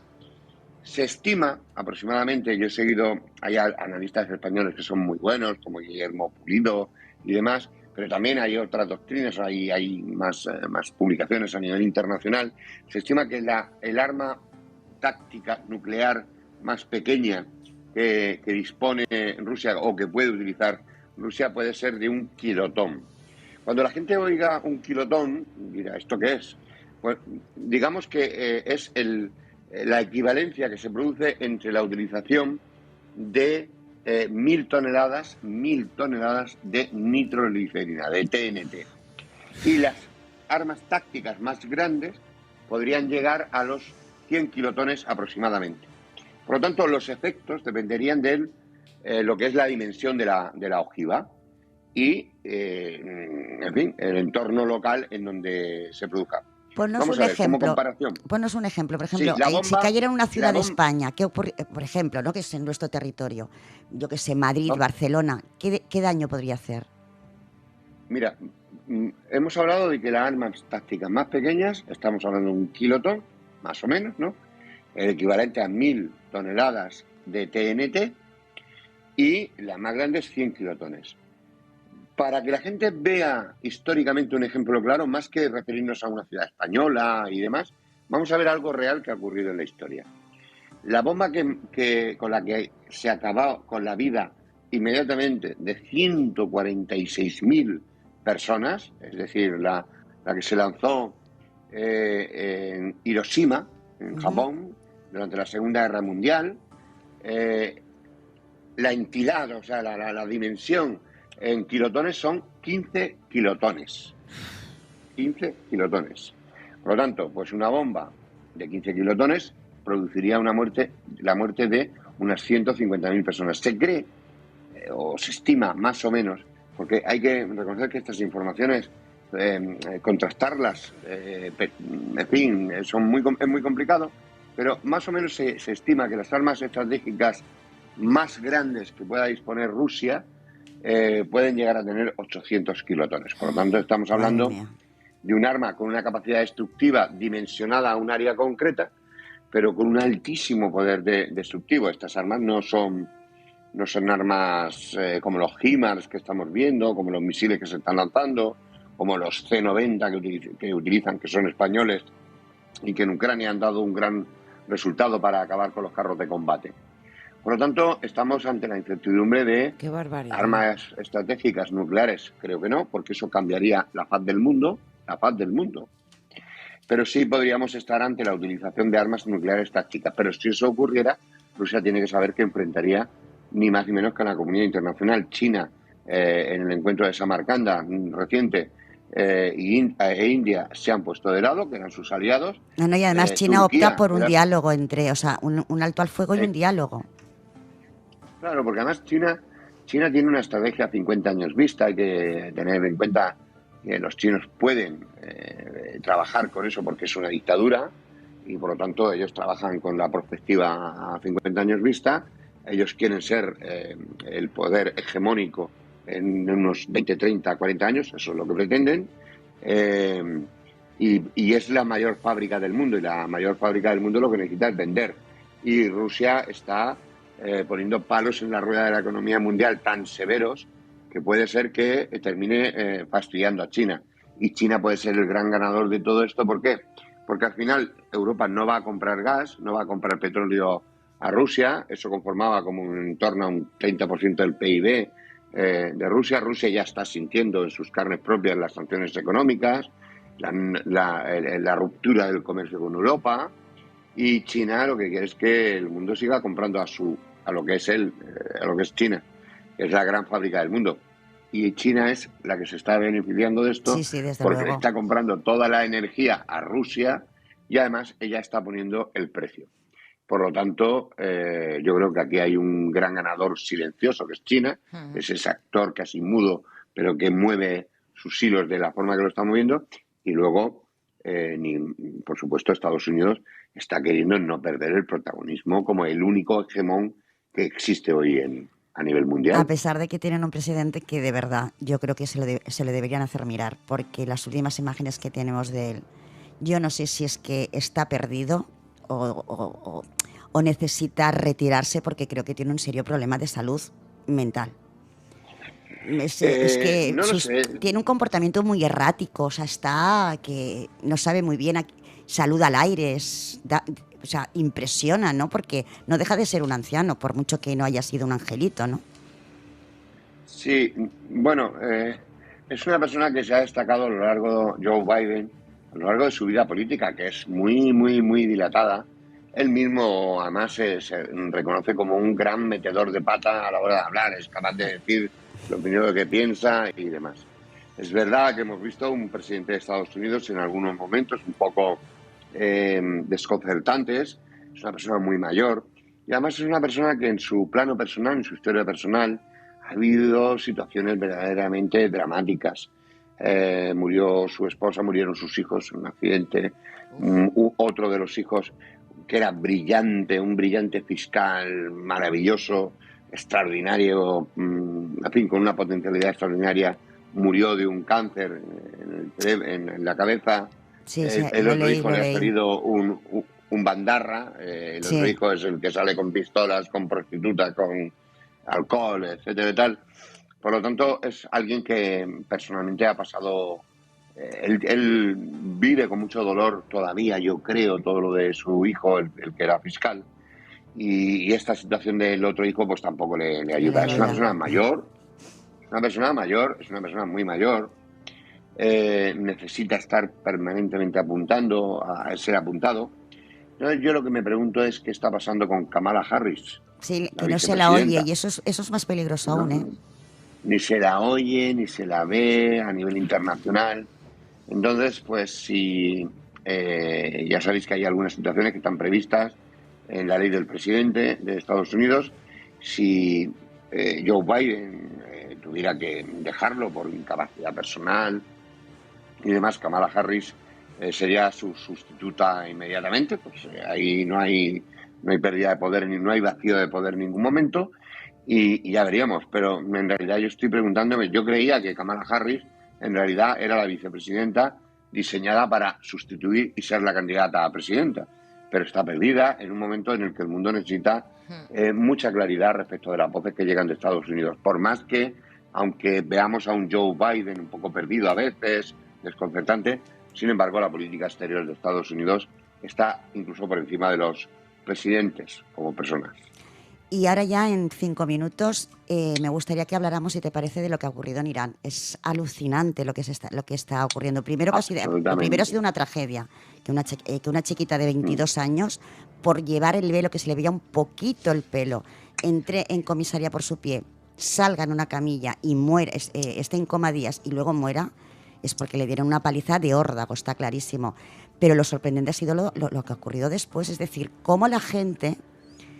las mujeres han salido a la calle a protestar algo que desde luego nadie se lo esperaba en la actualidad, pero lo más sorprendente es que no están solas, hay hombres con ellas. Sí. ¿Qué puede ocurrir en Irán? Hoy ha habido una escena que a mí me sobrecogía, y era una abuela, una señora muy mayor, quitándose su hijab para estar apoyando la protesta de sus nietas, y no, es impresionante el valor de las mujeres en Irán y de los hombres que están apoyando este movimiento. Verdaderamente a mí me emociona y me sorprende, pero no es tan extraño. El gran problema que tenemos es que dirigimos miradas muy enfocadas a las cuestiones que van surgiendo como actualidad, pero Irán mantiene desde hace años una cierta contestación interna de la que sabemos poco, porque solo miramos a Irán cuando hablamos del Tratado de Energía Nuclear, etcétera, etcétera. Pero en realidad Irán, que es un país extraordinario y que tiene una gente, verdaderamente la población es extraordinaria, Irán es un país que tiene una contestación interna desde hace bastante tiempo. Y ciertamente que una chica muera como consecuencia de la existencia, fijaos, claro, nosotros hablamos desde Occidente, una democracia liberal, con libertad. Fijaos lo que supone que exista en un país una policía de la moral. Sí, es alucinante. Es vergonzoso. Claro, entonces, es vergonzoso. Pero bueno, hemos de saber una cosa. Y es que en Europa y en determinados barrios de grandes ciudades europeas, ciertos grupos de fundamentalistas yihadistas o fundamentalistas islamistas y demás han creado su propia policía moral que supervisa, incluso en España, cuando se produce la crisis y los hombres, las mujeres se quedan aquí con los niños y los hombres buscan oportunidades de trabajo en Europa, cuando se produce la crisis de 2008, en determinadas ciudades, en determinados barrios, se pudo observar, y esto hay informes de inteligencia que lo dicen, y los informes del Servicio de Información, de individuos que iban controlando que las mujeres que se habían quedado solas abandonaran las actividades de las entidades sociales, fueran correctamente vestidas según su forma de entender la forma de vestir y demás. Pues en Irán hace tiempo que hay una contestación interna. En Irán hay gente joven que aspira a otro mundo, siendo musulmanes y siendo siendo chiitas. Hay que reconocer que ahí estamos hablando de un mundo musulmán concreto, muy, muy, muy determinado, con una idiosincrasia especial, evidentemente. Y en Irán yo creo que esto, pues, lo que pasa es que el régimen de los ayatolás, que se instaló ya con el ayatolá Khomeini y tal, donde algún país occidental y europeo colaboraron en su vuelta, pues ahora estamos pagando las consecuencias. Sí. Pero yo creo que el movimiento de protesta es muy importante, es muy serio. Los ayatolás tienen que tomar nota. Tan importante o serio como lo que pueda ocurrir, por ejemplo, en Rusia, que estamos viendo que la gente no está a favor de esta guerra, porque además saben que es un invento. Fijaos, Putin ha llegado a decirle a su gente, el mensaje es que Occidente ha provocado una guerra en Ucrania y que ellos están defendiendo Ucrania. O sea, es que estamos mía. hablando... O sea, Claro. distorsión Entonces, total ¿qué de la va? realidad. Así es. Distorsión así es, total de la realidad. Así es. A mí lo que me gustaría que la semana que viene nos ilustraras, porque como he dicho al inicio, eres un experto en terrorismo yihadista, la realidad actual del terrorismo yihadista, porque es que, claro... ya no se habla. No se habla. Y tú siempre, yo te sigo en redes, y tú siempre dices que el monstruo cada vez es más grande y que tarde o temprano Europa volverá a sufrir las consecuencias del terrorismo yihadista. Es decir que... Es más, Europa no hace ni un mes que ha sufrido un ataque terrorista donde ha muerto gente y no se ha hablado en los medios de comunicación apenas. Los 2 policías británicos, ¿no? Pues, no, estoy hablando de un ataque en el centro de Europa dirigido contra personas absolutamente sin representación del Estado y no se ha hablado de nada de ello en Suecia, por ejemplo. Pues no tenía ni idea. La existencia. No Claro. tenía ni idea. Igual que no sabemos qué está pasando en África, y es que en África la diáspora se produce después de lo de Siria, se extiende en todo el área Sahel-Sahara. Yo he estado ahora en Ginebra precisamente haciendo análisis con otros analistas de seguridad internacionales sobre cómo está evolucionando el fenómeno del terrorismo yihadista en el área de Burkina Faso, en el área de Somalia, en el área de Nigeria, en el área de Mali, y además cómo Europa, no lo podemos entender, Francia ha tomado la decisión de hacer un reordenamiento de su presencia en Mali, cuando fue Francia la que evitó que los yihadistas llegaran a Bamako en su momento. Y, por ejemplo, hoy mismo España ha decidido sacar las unidades de helicópteros que tenían desplegadas allí y los 350 guardias civiles y militares y policías que tenemos desplegados en Mali formando a las fuerzas locales contra el terrorismo. Pues yo creo que en muy breve tiempo vamos a ver qué sucede, pero yo creo que la vamos a retirar. Al tiempo, y esto tiene que ver con Rusia, al tiempo que se está produciendo una expansión del terrorismo yihadista en escenarios donde se ha hecho presente Rusia a través de los contratistas de seguridad privados, los mercenarios de la Wagner, que no es ni más ni menos que una empresa que se dedica a hacer el trabajo sucio que las fuerzas oficiales de Putin no pueden hacer. Por lo tanto, enfrentamos un mundo tan complejo, tan interesante, ¿verdad?, periodísticamente, pero al mismo tiempo tan peligroso, tan desconcertante, que la gente, yo creo, que no es capaz de tener una mirada holística, compleja, que tenga en cuenta que la seguridad, que es algo multidimensional y poliédrico, nos afecta por todos lados y tenemos que trabajar en tener una cultura de la seguridad y defensa. Por lo tanto, tomemos nota. Y un programa como este es ideal para esto, por ejemplo. Y sobre todo tener un colaborador como tú. O sea, Exacto. que imagínate que para nosotros es un lujazo tener a Chema Gil con nosotros. Yo cuando te veo en televisión digo, colabora conmigo también. Lo tengo conmigo. Yo presumo de eso. Yo lo que te puedo asegurar una cosa, y es que estoy reventado, porque han sido 3 días, 4 días realmente tremendos, de viajes, de reuniones, de tal. Han sido muy fructíferos para el aprendizaje. Hay que seguir aquí, no paras de aprender continuamente. Y tal. Y aunque estaba muy cansado, tú lo sabes que ha sido llegar, estaba ahí medio llegando, saludando a la mujer, a la hija y tal, que están aquí todos ahí escuchando y tal, y algunas personas que estaban conmigo que decían, mándame el enlace que nos ponemos a conectarnos. Así que aprovecho para saludar pues gracias a muchos a los que amigos, se han conectado, gracias. Muchos amigos que, sin que sean expertos en esto, sin embargo, con su atención y con su apoyo y con su estar al lado en el momento de tomar una cerveza, de fumar un pitillo y demás, hacen que merezca la pena trabajar en estos temas. Y el programa es espectacular, yo me lo estoy pasando estupendo. Pues muchísimas gracias. Hay que reconocer decir? que en la actuación de Chema es nuestro mejor momento en el chat. Sí, o sea, es el momento top. Es cuando la audiencia es el momento top. Es el momento donde la gente se empieza... Yo no veo el chat. Me tenéis que explicar cómo tengo que ver yo el chat, porque a mí me encantaría poder hablar o responder a los oyentes. Ayer, mira, ya se me haría que a lo mejor te altero un poco, pero mira, tranquilo. el programa. ayer cuando terminamos, estaba con un abogado español también y tal, cuando terminamos la intervención sobre el tema de la expansión del terrorismo yihadista en África, lo que supone amenaza para nosotros, pues como... Hoy se ha cortado, no me lo puedo creer. Chema, ¿se ha cortado? Chema, se ha cortado. Sí, tenemos la imagen congelada. ¿Puedes recuperarlo? Ay. Pues es verdad que en cuanto aparece Chema, se anima el chat, se anima. Es que tenemos un realmente son temas tan interesantes que es verdad que es muy grande, es muy que el grande. chat se nos anima. Pues sí.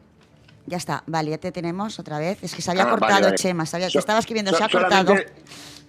Solamente deciros una cosa. La satisfacción que te genera que después de 3 horas, de 2 horas de conferencia, entre la gente preguntando y demás, interesantísimo todo, cuando estás en el momento de tomar allí pues un té y hablar con la gente y tomar algo y tal, no pudimos tomar nada porque se nos acercaron estudiantes españoles, franceses, que estaban allí en Ginebra estudiando relaciones internacionales, seguridad, defensa, y nos estiramos hasta las 12 de la noche hablando con ellos, y hoy me decían, si estás en Ginebra, ¿podemos ir más estudiantes? Digo, no, yo ya voy camino de España, así que haremos tal. Y lo que voy a intentar es que la semana que viene, por ejemplo, esos estudiantes pues puedan ver el programa. Ay, por favor, será un placer. Claro, será un placer. Muchísimas gracias. Y se agradece, porque mira, es que además es cierto, la semana pasada igual el chat se disparó la cuando gente estaba... se me anima, tengo que estar atenta al chat, porque a la que me despisto y hay algún comentario o algo... Sí. Sí. Y además hacen preguntas, entonces tenemos que hacer un de esto de preguntas para poder... Uy, hemos perdido a Chema, no me lo puedo creer. Gerardo. Hola. A ver, espera que me despido de Chema, no me lo puedo creer. ¿Lo puedes cambiar? Es que más que nada... Vale. ¿Puedes quitar a Gerardo? Es que esto del directo es maravilloso, ¿eh? O sea, ocurren cosas que... Se llama Chema y ahora está Gerardo. Buenísimo. Chema, ahora, es que te han pisado. Ah, te han bueno, pisado. sí. No pasa nada. Pues nada, la semana que viene a ver si estos estudiantes te ven y que para nosotras de verdad, además cuando te ofrecí... Bueno, pues sumarte a esta aventura radiofónica y me dijiste que sí, te lo pueden decir ellas. O sea, ¡ay, qué bien, Chema, ha aceptado! O sea, porque te lo he dicho siempre, te descubrí en un programa de YouTube comentando sobre terrorismo yihadista y es que me encantó cómo hablabas y a partir de ahí, bueno, pues digo, algún día tengo que entrevistarlo y fue cuando te invité al primer tertulia entre amigos, que fuiste un padrino y a partir de ahí, bueno, pues es un placer siempre tenerte en el programa, la verdad es que sí. Así que nos vemos la semana que viene. Pues el placer es mío y nada, a los oyentes pues que sepan @Chema Dirección y cualquier cosa que quieran saber y preguntarme y si no a través del canal. Perfecto. Pues oye, que pases una feliz semana y nos vemos el viernes que viene. Un beso, cuídate. Y inshallah. Si yo no te lo digo porque lo voy a decir muy mal, prefiero decirte hasta la semana que viene. Un beso. Un beso. Buenas Chema, noches. Un beso, Buenas noches. Buenas noches. Buenas noches. Ponemos un poquito de música. Estás escuchando Club Noctámbulo. Yeah, nigga, I'm still fucking with you. Still waters run deep. Still Snoop Dogg and D.R.E. 9-9, nigga. Guess who's back? Still doing that shit, Andre? Oh, for sure. Yeah. Check me out. It's still Dre Day, nigga. AK, nigga. Though I've grown a lot, can't keep it home a lot. Cause when I frequent the spots that I'm known to rock, you hear the bass from the truck when I'm on the block. Ladies, they pay homage, but haters say Dre fell off. How, nigga, my last album was The Chronic. They wanna know if he still got it. They say raps change, they wanna know how I feel about it. You ain't up on things. Dr. Dre is the name, I'm ahead of my game. Still puffin' my leaf, still fuck with the beats. Still not loving police. Still Rock my khakis with a cuff and a crease. Still got love for the streets, reppin' 213. Still the beats bang, still doing my thing. Since I left, ain't too much change. Still, I'm representing for the gangsters all across the world. Still, hitting them corners and them lolos, girl. Still, taking my time to perfect the beat. And I still got love for the streets. It's the DRE. I'm representing for the gangsters all across the world. Still, hitting them corners and them lolos, girl. Still, taking my time to perfect the beat. And I still got love for the streets. It's the DRE. Since the last time you heard from me, I lost some friends. Well, hell, me and Snoop, we dipping again. Kept my ear to the streets. Signed Eminem. He's triple platinum, doing 50 a week. Still, I stay close to the heat. And even when I was close to defeat, I rose to my feet. My life's like a soundtrack, I wrote to the beat. Street rap like Cali weed, I smoke till I'm asleep. Wake up in the AM, compose a beat. I bring the fire till you're soaking in your seat. It's not a fluke, it's been tried, I'm the truth. Since turn out the lights from the world-class wrecking crew, I'm still at it, after mathematics. In the home of drive-bys and acmatics, swap meets, sticky green and bad traffic. I dip through, then I give you the DRE. I'm representing for the gangsters all across the world. Still, hitting them corners and them lolos, girl. Still, taking my time to perfect the beat.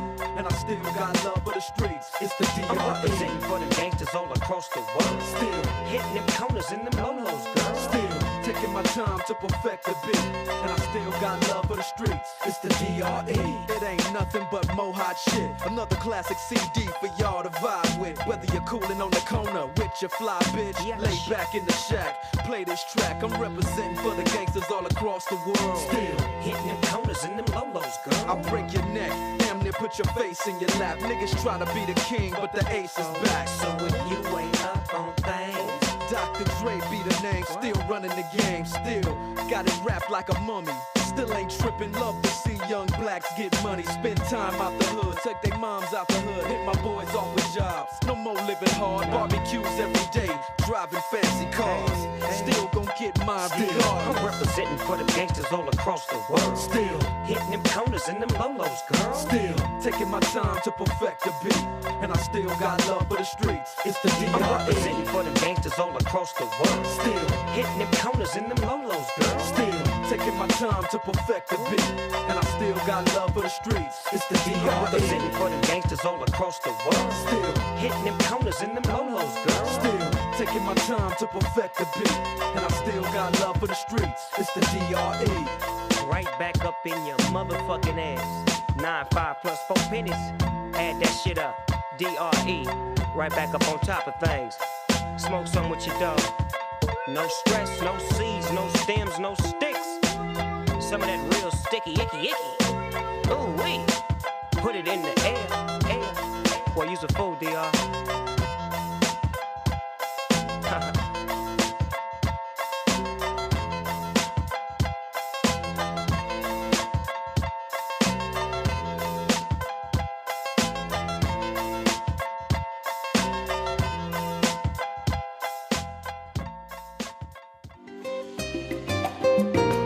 Estàs escoltant el Club Noctàmbul.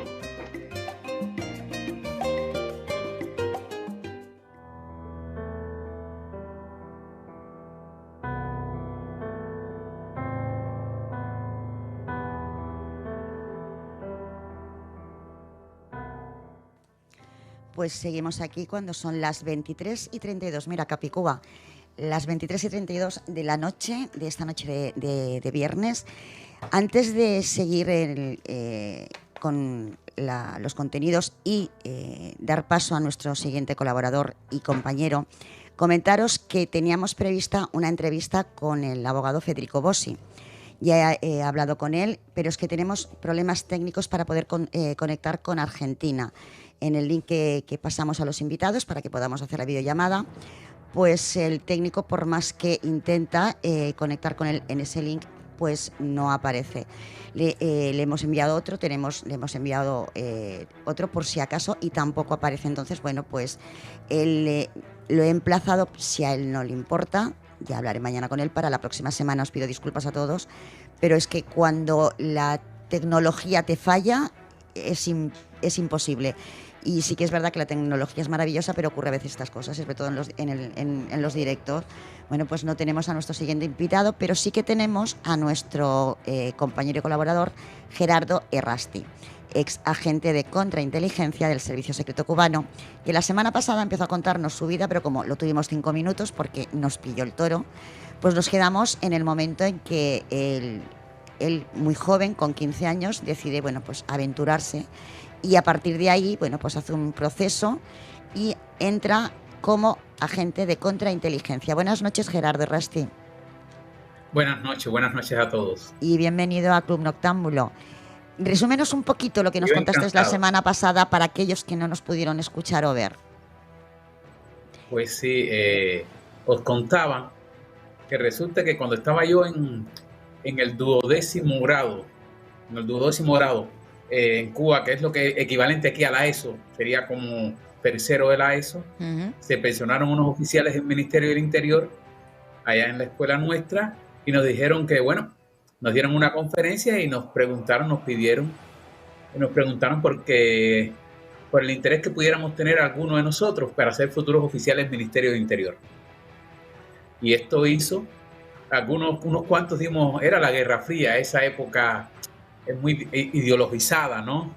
Y entonces decirte eso, salir a defender la patria en Cuba en aquella época, como cuestión de la Guerra Fría, digo en Cuba, digo en Estados Unidos, en Inglaterra, y no sé cómo se vería en España, pues en Inglaterra y todos estos países era muy fuerte el enfrentamiento propagandístico, de manera que era una cuestión, las teleseries, las películas de los oficiales de los oficiales de la inteligencia, contrainteligencia tuya, enfrentado a la CIA, o a la CIA, que era nuestro principal enemigo. Nosotros nunca nos enfrentamos con los ingleses, nada de eso, no, ni con otros servicios secretos. Entonces, claro, decirle a aquella juventud enardecida, porque en aquel momento había enardecimiento, estamos hablando de los años 1978.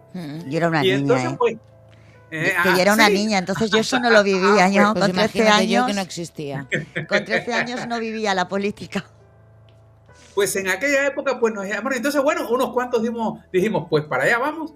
Y nos enviaron a estudiar para allá, era preuniversitario, lo que es aquí en bachillerato, en 11º grado, pues para la Isla de la Juventud. Esa isla pequeña que está debajo de Cuba, casi en la cola de Caimán, de esa isla nuestra que duerme ahí en el Caribe, que es Cuba, ese cocodrilo nuestro que duerme en el Caribe. Pues allá nos enviaron, de manera que enseguida, de pronto me vi yo, y quizás estoy hablando así para aprovechar el tiempo, ya que pues me vi yo jugando en una base naval de guardafrontera.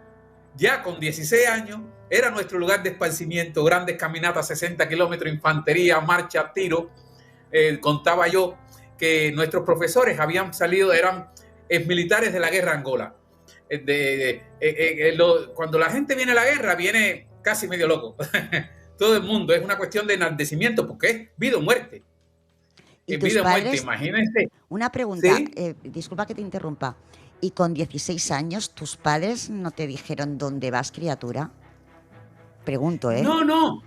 Bueno, te explico. ¿Qué va? En aquella época en Cuba se había desarrollado un método de estudio que se llamaba la Escuela en el Campo, donde se hicieron unas muy buenas construcciones con laboratorio y todo. Bueno, eran escuelas docentes donde a partir de los 11 años ya tú ibas para allá. Incluido, ya yo estaba en una escuela en el campo desde los 11 años. En Cuba ese era el tipo de educación. Se llamaba el tipo de educación de ese nuevo sistema donde el Estado tenía esa preponderancia en la educación de la gente, ¿no? Esa influencia, para no decir preponderancia, no quiero que haya confusiones, por lo menos desde mi punto de vista personal. Y entonces, no, desde los 11 años yo estaba en esa escuela en el campo, 80 y pico kilómetros de mi casa. Desde los 11 años, o sea, desde el segundo de la ESO. Y es en el tercero de la ESO que me llevan para allá. Yo acepto. Con unos cuantos compañeros míos nos mandan para esa isla, para un preuniversitario.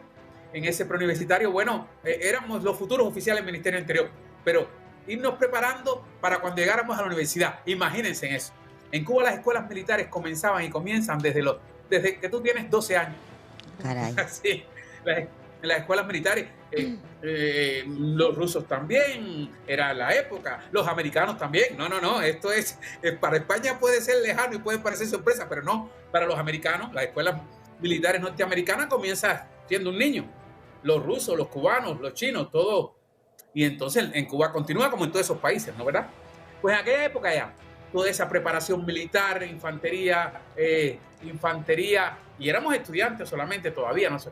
Infantería, disparo, tiro, artes marciales. Bueno, ese era nuestro interés. Ya después, cuando terminamos el preuniversitario, porque ya fuimos para allí para el preuniversitario, pues nos dieron la carrera, os contaba yo. Y a mí me tocó Derecho. Estudiar Derecho en la Universidad de La Habana, pero todavía no se había definido cuál sería mi eres especialidad. abogado, ¿ves? Otra cosa que no sabía. ¿Eres abogado? Sí, yo soy licenciado en Derecho por la Universidad de La Habana y lo trabajé en Cuba 20 y pico de años. Eres de todo, Gerardo. No, es trabajas de todo. O sea, con la de años que hace que lo conocemos y estamos descubriendo cada vez más cositas. Totalmente. O sea, nos estamos quedando... Yo conocía a Gerardo, escritor, bueno, exagente y escritor y conferenciante, pero no sabía que era abogado. Sí, de profesión, y además fue lo que decía. A ver qué sorpresa nos dan la semana que viene, porque claro, pues cada semana es algo nuevo. Esto tiene que ver un poquito con después las preguntas que me habíais hecho y que no tuvimos la oportunidad de hablar, de cuáles eran las cualidades que se buscaban en los futuros oficiales de la inteligencia y la contrainteligencia. Pues nada, estábamos en la escuela, terminamos allí el bachillerato, he dicho que fui para la Universidad de La Habana a estudiar Derecho, y ya me hicieron unos test psicológicos y me escogieron para mí para la contrainteligencia. Para la contrainteligencia.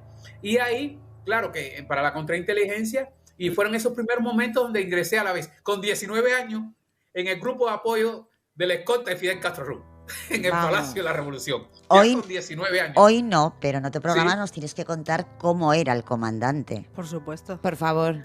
Porque... Yo voy... Sí. Creo que hay cosas interesantes pues de lo que vi porque estuve muy cerca de estas cosas. Pues bueno, entonces lo dejaremos para la próxima oportunidad. Pues nada, resulta que estuve en la contrainteligencia, o sea que ya estudiando Derecho en la Academia Superior de la Contrainteligencia, que mis compañeros no lo sabían que yo estaba estudiando en una Academia de la Contrainteligencia, en la misma Habana. O sea, Facultad de Derecho en la Universidad de La Habana, clases de contrainteligencia en la Academia de la Contrainteligencia, Superior de la Contrainteligencia, y oficial de la Dirección General de la Seguridad Personal, de la Seguridad Personal de Fidel Castro. Estuve varios años ahí y entonces pues ahí me gradué en la Academia Superior de la Contrainteligencia y licenciado en Derecho por la Universidad de La Habana. Y entonces ahí fue ya, me destinaron al trabajo propiamente de la contrainteligencia y me distanciaron de la seguridad personal. Que en su momento también hablaremos cuando hablemos de Fidel Castro y todas esas operaciones. Porque, solamente un apunte, cuando eras seguridad personal, ¿vivías en la misma residencia que Castro? Nosotros estábamos en 41 y 42. Esto no es, a ver, me dirán los compañeros míos, está dando información secreta. No, yo creo que a esta altura se sabe que la sede de la Dirección General de Seguridad Personal está en 41 y 42 en el bosque de La Habana, pero trabajábamos en el Palacio de la Revolución.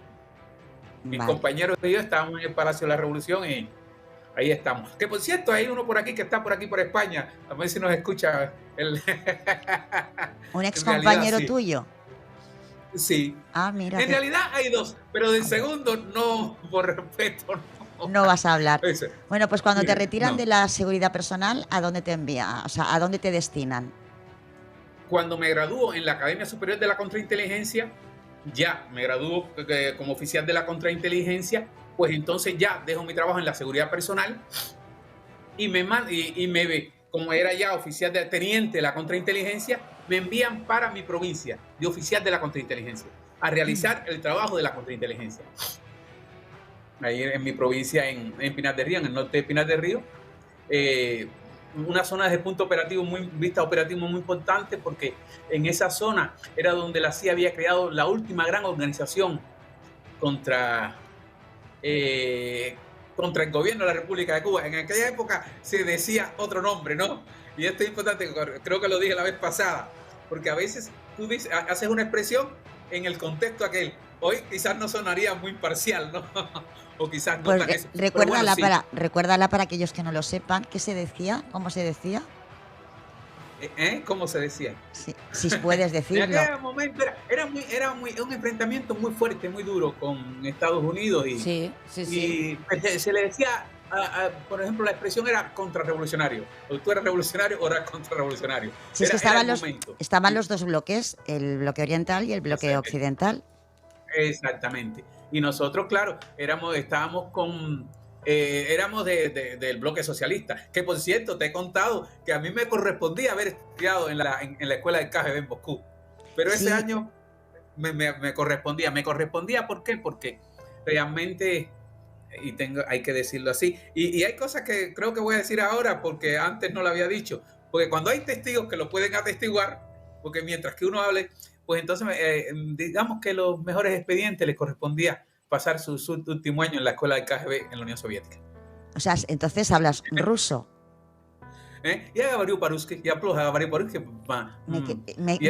Una cosa más, es una caja de sorpresas, Gerardo. Caja de sorpresas, Caja de sorpresas. Totalmente. También te digo que no he entendido hemos nada entendido de lo que has nada, dicho. pero bueno. Hablo ruso, no lo hablo muy bien, pero lo estudié en la universidad, lo estudié en la academia. Sí, son que tienen que ver con las cualidades de las cuales ahorita hablaremos de esta. Películas aparte, Hollywood aparte, o ruso, o el mismo nuestro. Nosotros en Cuba había muy buenas teleseries y películas de espionaje, porque era una cuestión de bloques. Tú fortalecías al tuyo, era una propaganda tremenda. Sí, y entonces pues ahí comencé a trabajar en mi provincia como yo oficial de la contrainteligencia. ¿Y qué es lo que hacías ahí en tu provincia? Bueno, hasta donde puedas contar, claro, evidentemente. Sí, en mi provincia. Resulta que, claro, un oficial, los diferentes servicios secretos tienen su argot. En el caso de la CIA, por ejemplo, era oficial de caso o de campo. En el caso del KGB, oficial operativo. Yo era oficial operativo de una zona. Era el oficial que se encargaba de coordinar toda la actividad de contrainteligencia de esa zona. Toda, total. ¿Qué pasa? Claro, hay que entender el trabajo de la contrainteligencia, de la inteligencia, como un trabajo sistemático y sistémico a lo largo de todos los años del trabajo de ese servicio secreto. Cuando vemos una operación, cuando la gente escucha una operación o ve una película, piensa que fue una cosa que salió y se inventó y salió para allá todo el mundo, el tipo va, pero no. Se supone que, por ejemplo, el CNI tenga mucha gente reclutada, que aunque estén en el bando contrario de cualquier posición, si un día se conociera que esa gente que estaba en el barrio contrario era un informante del CNI, el mundo ese se caería. El mundo ese, digo, de cualquiera. De cualquier agencia de inteligencia. Y no hay de cualquier digamos, partidario de lo que se ha infiltrado. Veamos, por ejemplo, imaginémonos, yo te he contado cómo tienen que haber, inclusive se lo decía a nuestros amigos cuando me invitaron, ¿te acuerdas? A estos amigos nuestros periodistas que sí, Egerio y Raúl. Exacto, yo le decía, no, claro, es que el CNI, la contrainteligencia cubana, el FBI, la CIA, el Mossad, el Servicio Federal de la Unión Soviética, que ahora se llama, antes era la KGB, pues tiene que reclutar en todos los ministerios del país. ¿Nos entendemos? No es solo contra enemigos, ¿no? Tenemos que reclutar, hay que reclutar en todas las partes. De manera que el trabajo mío, ¿en qué consistía? De un oficial operativo, en el caso mío, era controlar a todos los topos que teníamos infiltrados en los que eran considerados los núcleos enemigos. Ajá. Internamente, sí. Era controlarlos, porque ya el trabajo estaba hecho. El trabajo estaba hecho. Pero controlarlos para que no se pasaran al otro bando o para qué. No. ¿O cuál era la misión? Se llama controlar al acto de llevarlos, de atenderlos, de contactarlos. De acuerdo, vale. Al acto de contactarlos, de recibir su información. Vale, de mantener, digamos, de mantener la red a salvo de cualquier filtración exterior. A salvo en movimiento, dirigiéndole en busca de información, entrenándolos. Personas que a veces tenían más experiencia que tú, porque yo llegué a tener un agente, no se le dice topo se dice, y lo escribo en las novelas y se usa para que la gente lo identifique. Digo en España, porque en Cuba tú le hablas a la gente, le coges un agente, todo el mundo sabe que es alguien que está infiltrado. Si lo dices en Estados Unidos, la gente te entiende igual. Lo dices en Inglaterra, igual.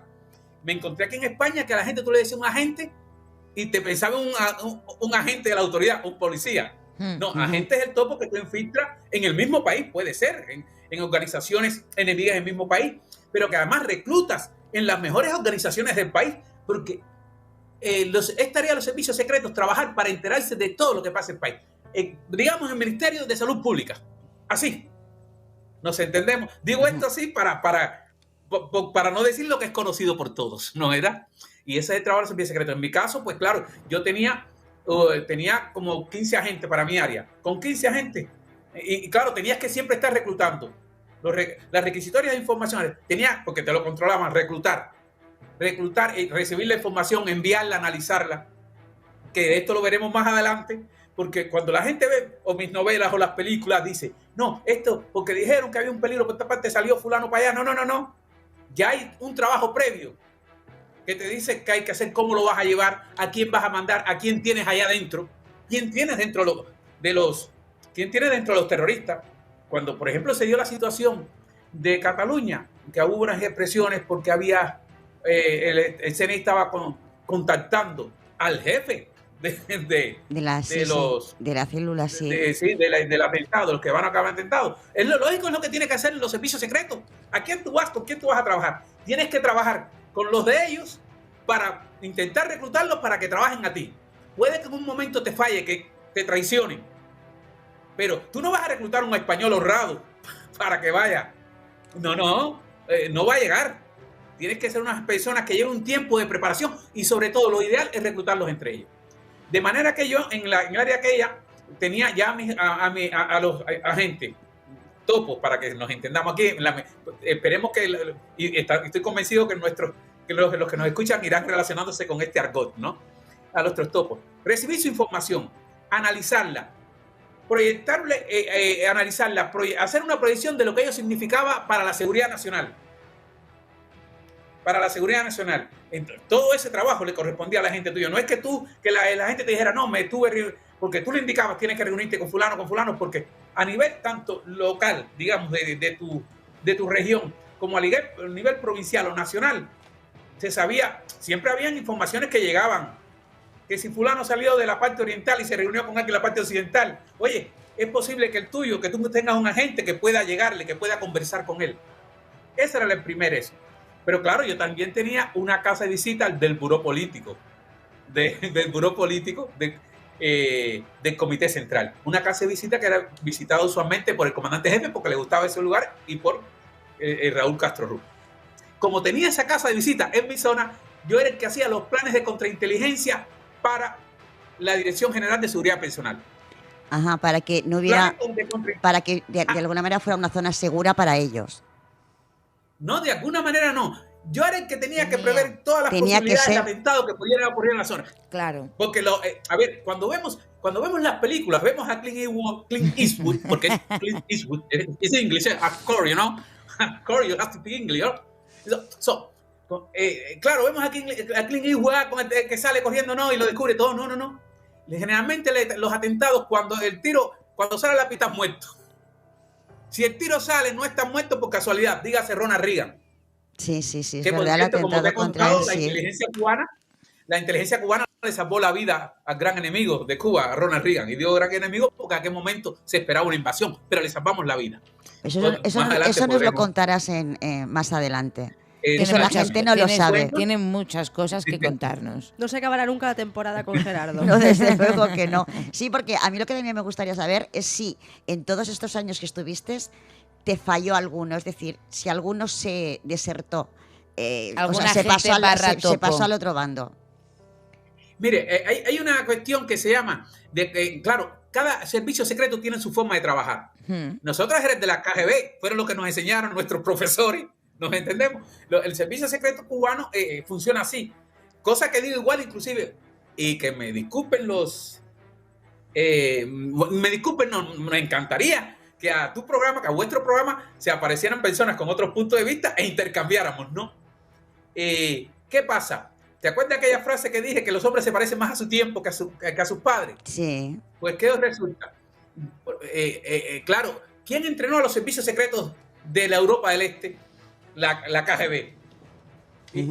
De manera que es la forma que aprendieron a trabajar. Por tanto, mientras no cambien esas generaciones, siguen pensando y actuando como actuaban en aquella época. Por mucho que la Unión Europea les intente ir filtrando las nuevas formas de actuación. ¿Nos entendemos? Sí, sí, sí. Y entonces eso hace... ¿Qué pasaba? En aquella época, como trabajábamos con las normas y procedimientos del KGB, había una cuestión en los mundos de los servicios secretos que se llama la situación operativa. Cuando la situación operativa está a tu favor, te es más fácil todo.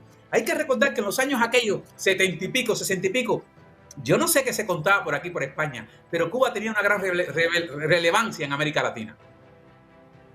Yo no sé qué opinión en aquellos años estaba este país estaba bajo la dictadura franquista, que era anticomunista total. O sea, y creo que poco llegaba. Te digo que hablo como una absoluta ignorante, porque yo era una niña, nací en el 65, o sea que yo era una cría en aquellos años, y lo que menos me preocupaba era la política. Todo lo que sé de política y de historia ha sido cuando me he ido haciendo más mayor, porque me apasiona la historia. Pero claro, yo lo que te puedo decir es eso, que estábamos en una dictadura militar. Pues yo te cuento, en aquella época, los tiempos pasan, pero en aquella época Cuba tenía una gran relevancia en Latinoamérica y en África. Era una gran relevancia y tremenda ascendencia. En aquella época, para los servicios secretos cubanos, era fácil reclutar a cualquiera en Latinoamérica. Porque en Latinoamérica Cuba en aquel momento se había constituido en el único país capaz de enfrentar a los Estados Unidos. Que había sido capaz de enfrentarle a la cara, o sea, de darle la cara, de enfrentarle. De manera que había muchos movimientos estudiantiles, revolucionarios, guerrilleros en América Latina, que por cierto hay una historia que nunca le he contado, y que de un movimiento guerrillero de esa experiencia, te la voy a decir a ti, porque al otro día me dijiste que había algo que le conté a él y no te conté a bueno, ti. Pues la próxima semana, si te parece, nos lo cuentas, porque hombre, okay, ya me has dejado como la otra vez. Es como si te dan un chupachu, te lo enseñan y dices, no, pero no te lo comes. Pues no, es lo mismo. O sea, Gerardo realmente es como una serie con una gran trama, sí, que necesitas ver el siguiente capítulo para continuar sabiendo qué pasa. Yo creo que Gerardo no es que tenga una trama, tiene muchas tramas. Muchas, no os lo podéis ni imaginar. Gerardo, se nos acaba el tiempo. La semana que viene nos hemos quedado en esta historia que nos tienes que contar, que le contaste a Jero y a Raúl. A Jero le conté una y me dijiste tú que nunca te la había contado, de manera que te lo voy a resarcir con la historia esta, que no la he contado nunca jamás. Así me gusta. Bueno, pues entonces tienes dos historias que contarnos la semana que viene. Pondremos sorpresa, hoy Gerardo nos acompaña con una sorpresa y pondremos un interrogante en la descripción de... Pues creo, María, que vamos a tener lo que hacer cada semana, porque como es una caja de sorpresas... Es verdad, ¿eh? Tendríamos que llamar, en lugar de espías en la noche, tendríamos que llamar la caja de sorpresas de Gerardo. Por ejemplo. Porque es exactamente eso. Gerardo, gracias, como no, por acompañarnos una semana más. Nos vemos el próximo viernes. Que pases una feliz semana y recuerda, 2 historias nos tienes que contar la semana que viene, ¿eh? Queda pendiente ahí. ¿De acuerdo? Un beso. Un beso y muchas gracias, Gerardo. Feliz semana. Feliz semana. Igualmente. Buenas noches. Bueno, pues nosotros ya hemos llegado prácticamente al final. Sí, quedan 4 minutos para despedirnos. Vuelvo a repetir, me sabe muy mal que no haya entrado Federico Bossi, porque es otro hombre de esos que descubres. Muy interesante. Y que me encanta cómo habla, me encanta cómo se explica. Espero que la semana que viene nos pueda acompañar. Pues nada, simplemente dar las gracias a nuestros compañeros, a Chema Gil, a Guillermo Berman, a Gerardo Errasti y a mis compañeras Ana Boria, Aroa Rodríguez, a nuestro técnico Eduardo López. Disculpas a los amigos de YouTube por todos estos problemas técnicos que hemos tenido. Hoy las máquinas se han rebelado contra nosotros. Rebelión de las máquinas. Yo creo que hemos pasado bastante de puntillas. Sí, hoy sí. Bueno, pero lo hemos solucionado. El programa ha salido adelante. Ha salido adelante, ha salido bien y eso es lo importante. Por supuesto. Gracias por escogernos una semana más. Ya lo saben, dentro de 7 días estaremos aquí en Club Noctámbulo a las 10 en punto de la noche. Nos vamos, pero les dejamos con un poco de música, con un grupo que a mí me encanta, pero como mi inglés es muy malo, Ana seguro que lo sabe. ZZ Top, la canción Le Grange. Pues eso, feliz semana. Nos vemos y escuchamos el próximo viernes. Buenas noches. Buenas noches.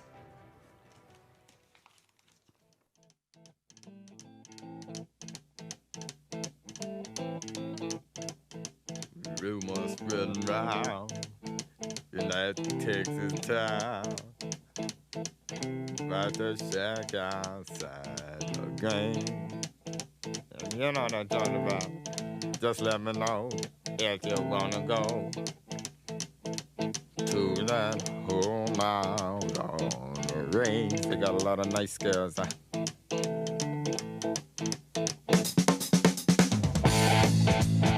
I'm racing.